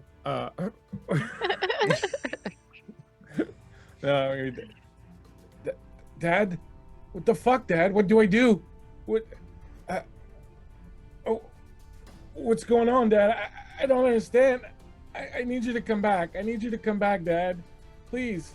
I just like, because of the strain and the fear and the fright I still have, I just start bawling and start crying. Like, I just want my dad to come back. Like, this is bullshit. I just want my dad to come back and help me. Roll a wisdom saving throw for me, Kevin. 15 plus. It's pretty good. Plus 1, so 16. So this was a little bit different take on a save. It wasn't to resist anything, but it was to like connect. And you hear in your head, "Boy, you're needed, boy. Get up." And it's definitely in your father's voice. And you can now look, as you look towards where you think the voice is coming from, you can see his hand kind of like reaching out. I just reach out for it. You reach out for the hand. Yeah. You feel, as you reach into the light, you feel the hand reaching for you and holding onto your hand, and you can feel power. The rest of you watch as your friend Kevin is pulled into the light and disappears from the room. Just whoosh. Sorry, guys. And you just hear a woohoo! Shit, what just happened? That brings us to Rue. Rue is just super scared. And she finds herself wishing she were invisible. So she is going to, I keep rolling the wrong die, cast Hidden, which is a second order Okay. spell, which would make me invisible and Okay. everything I'm carrying invisible until the end of my next turn. Roll And a I- manifestation die for me. First to see if Finally, you- for the first time, it's a 1. Okay. Um, So you rolled under. Yes. So when you roll under, this is interesting because this is the first time this has happened. This is a second order manifestation. Yeah. So when you roll under, you actually take the stress of the number of power it is, if you still want the effect to take place. Oh, less than the order. That's right. It has to be Yep, you have to has beat to the be- order. beat the order. Yep. I think so I've been doing you- this. No, you've been right up until this point. Has to equal the order. Okay. Yep. So it would have to be 2 stress, which would make me fatigued, which makes me slow. But I have a thing that makes me fast. So that's cool. I'll do it. I'll become hidden. All right, so you take 2 strain, so you're up to 3 strain. And I move into the light. And yeah, you are fatigued. So you have half speed and disadvantage on strength and saving checks. And you're going to move into the light? Yes, using minor acceleration. Okay. The brother and sister, Charlotte and Will, you watch as Rue gets pulled and just disappears from the room. Will, it's your turn. They always say don't go towards the light. And here we are. Will just kind of looks back in the hallway where there's the monster, towards the light, back down the hallway, and looks down at Shar and goes, and literally just grabs Shar and hauls them both into the light. Oh, that's good, brother. Hopefully. You feel this Hopefully. rush of wind as the light envelops your body, and you are spit out, like popped out into this strange void. You see your friends floating. You see Kevin. You see Rue. You see your sister, yourself, Will. You're floating across this almost endless looking sea of silvery wind. Soft gray clouds sort of pass by in the distance, and you get the sense of an overwhelming vastness that encompasses this place.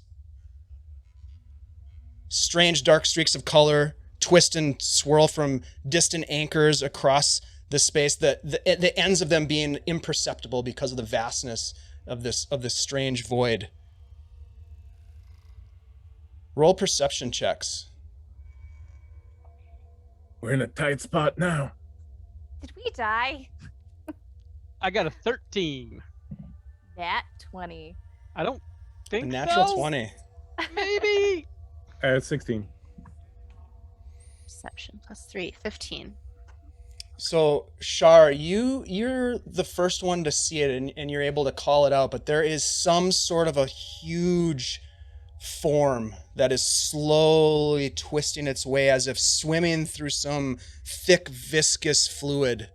It has these feathery fronds that come off of it in all directions. It's hard to make out exactly what it is. It's almost formless, but at the same time, it has some sort of structure to it as it almost swims through this place. There are kaleidoscopic fractal colors all around you, and down off in the distance, you see this silvery pool.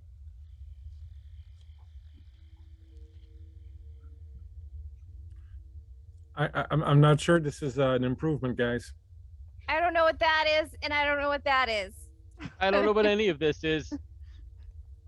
Rue calls out, Dad?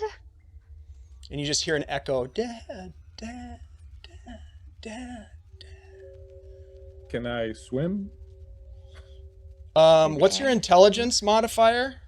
3.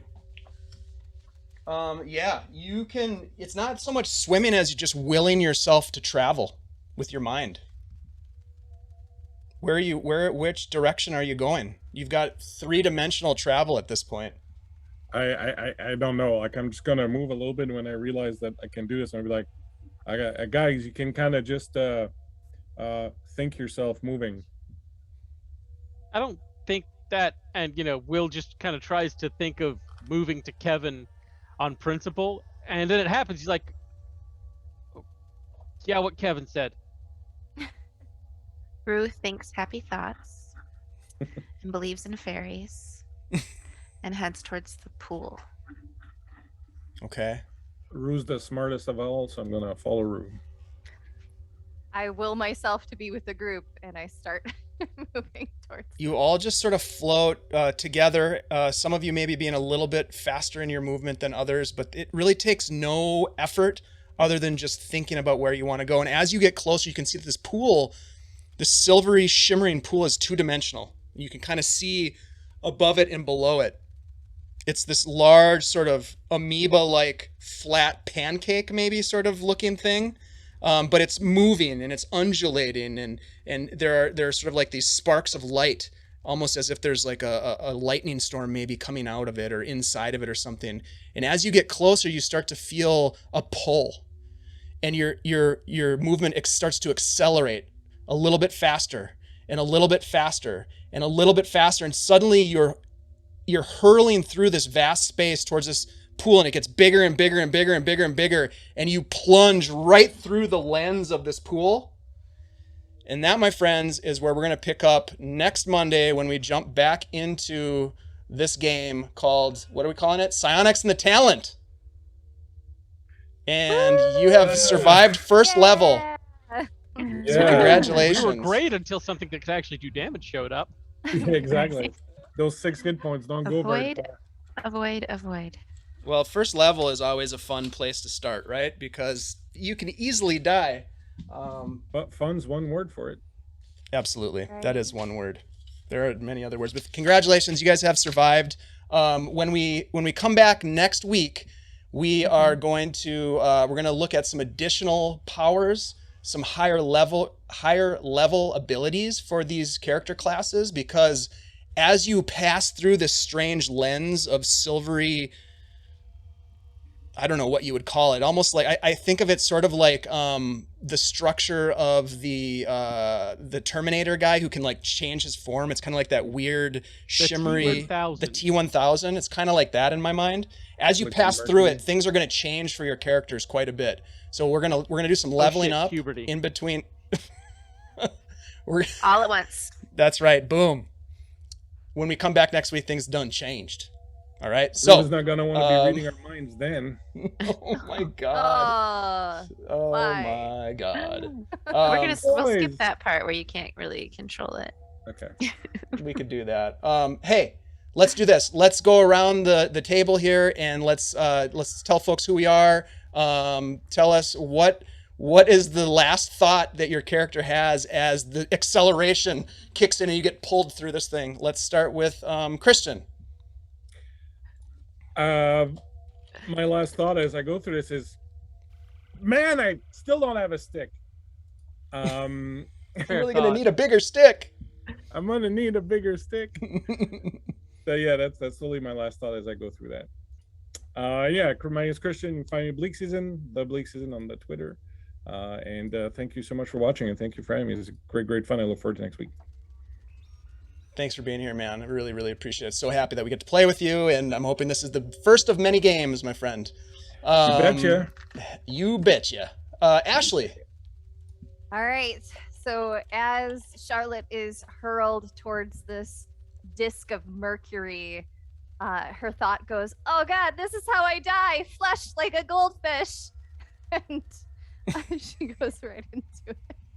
Nice. Hey, you can find me on Twitter at Minnesota Muse 99, and you can also find me here on this channel on Wednesday for Beyond Saltmarsh.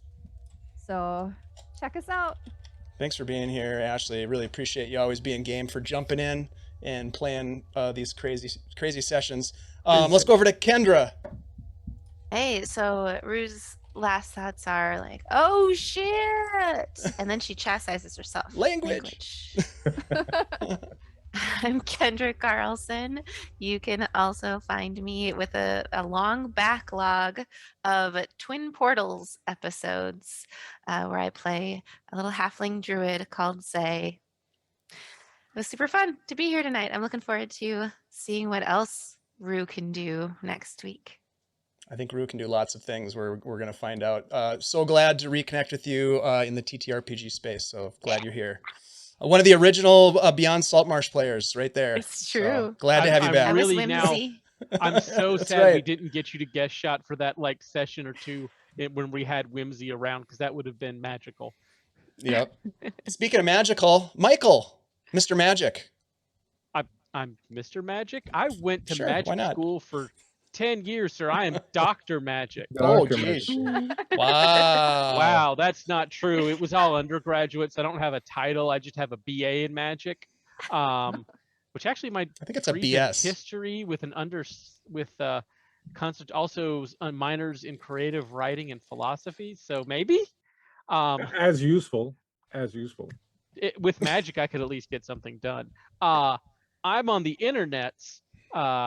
Wait, yes, I'm going to do it in this order. I'm on the internets at Valkyrie Bait on Twitter.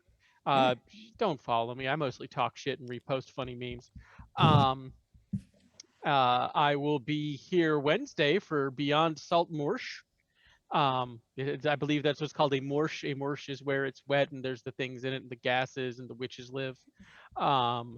And Will's last thought as he goes through the portal is actually, "Oh shit, Charlotte!" And then bloop. Big brother, that's it. always looking out. I love it. And of course, you know me. I'm DM Dave. I play games, produce games, and run games here on the Guild Superior. Thank you so much for being here, everybody. If you're not following our channel, please do.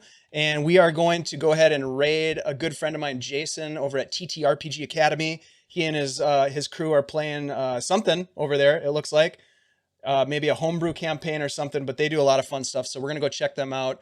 If you've got the raid emotes from our channel, please hit them up. Let's give them some love. We'll be back on Wednesday for Beyond Saltmarsh. We'll be back next week to see what happens when we go through a Mercury-shaped pancake. I don't know what they're called. I think they're called color pools. Bum, bum, bum. We'll see you next time. They are called Yeah. color pools. Thank you very much. Bye. Bye.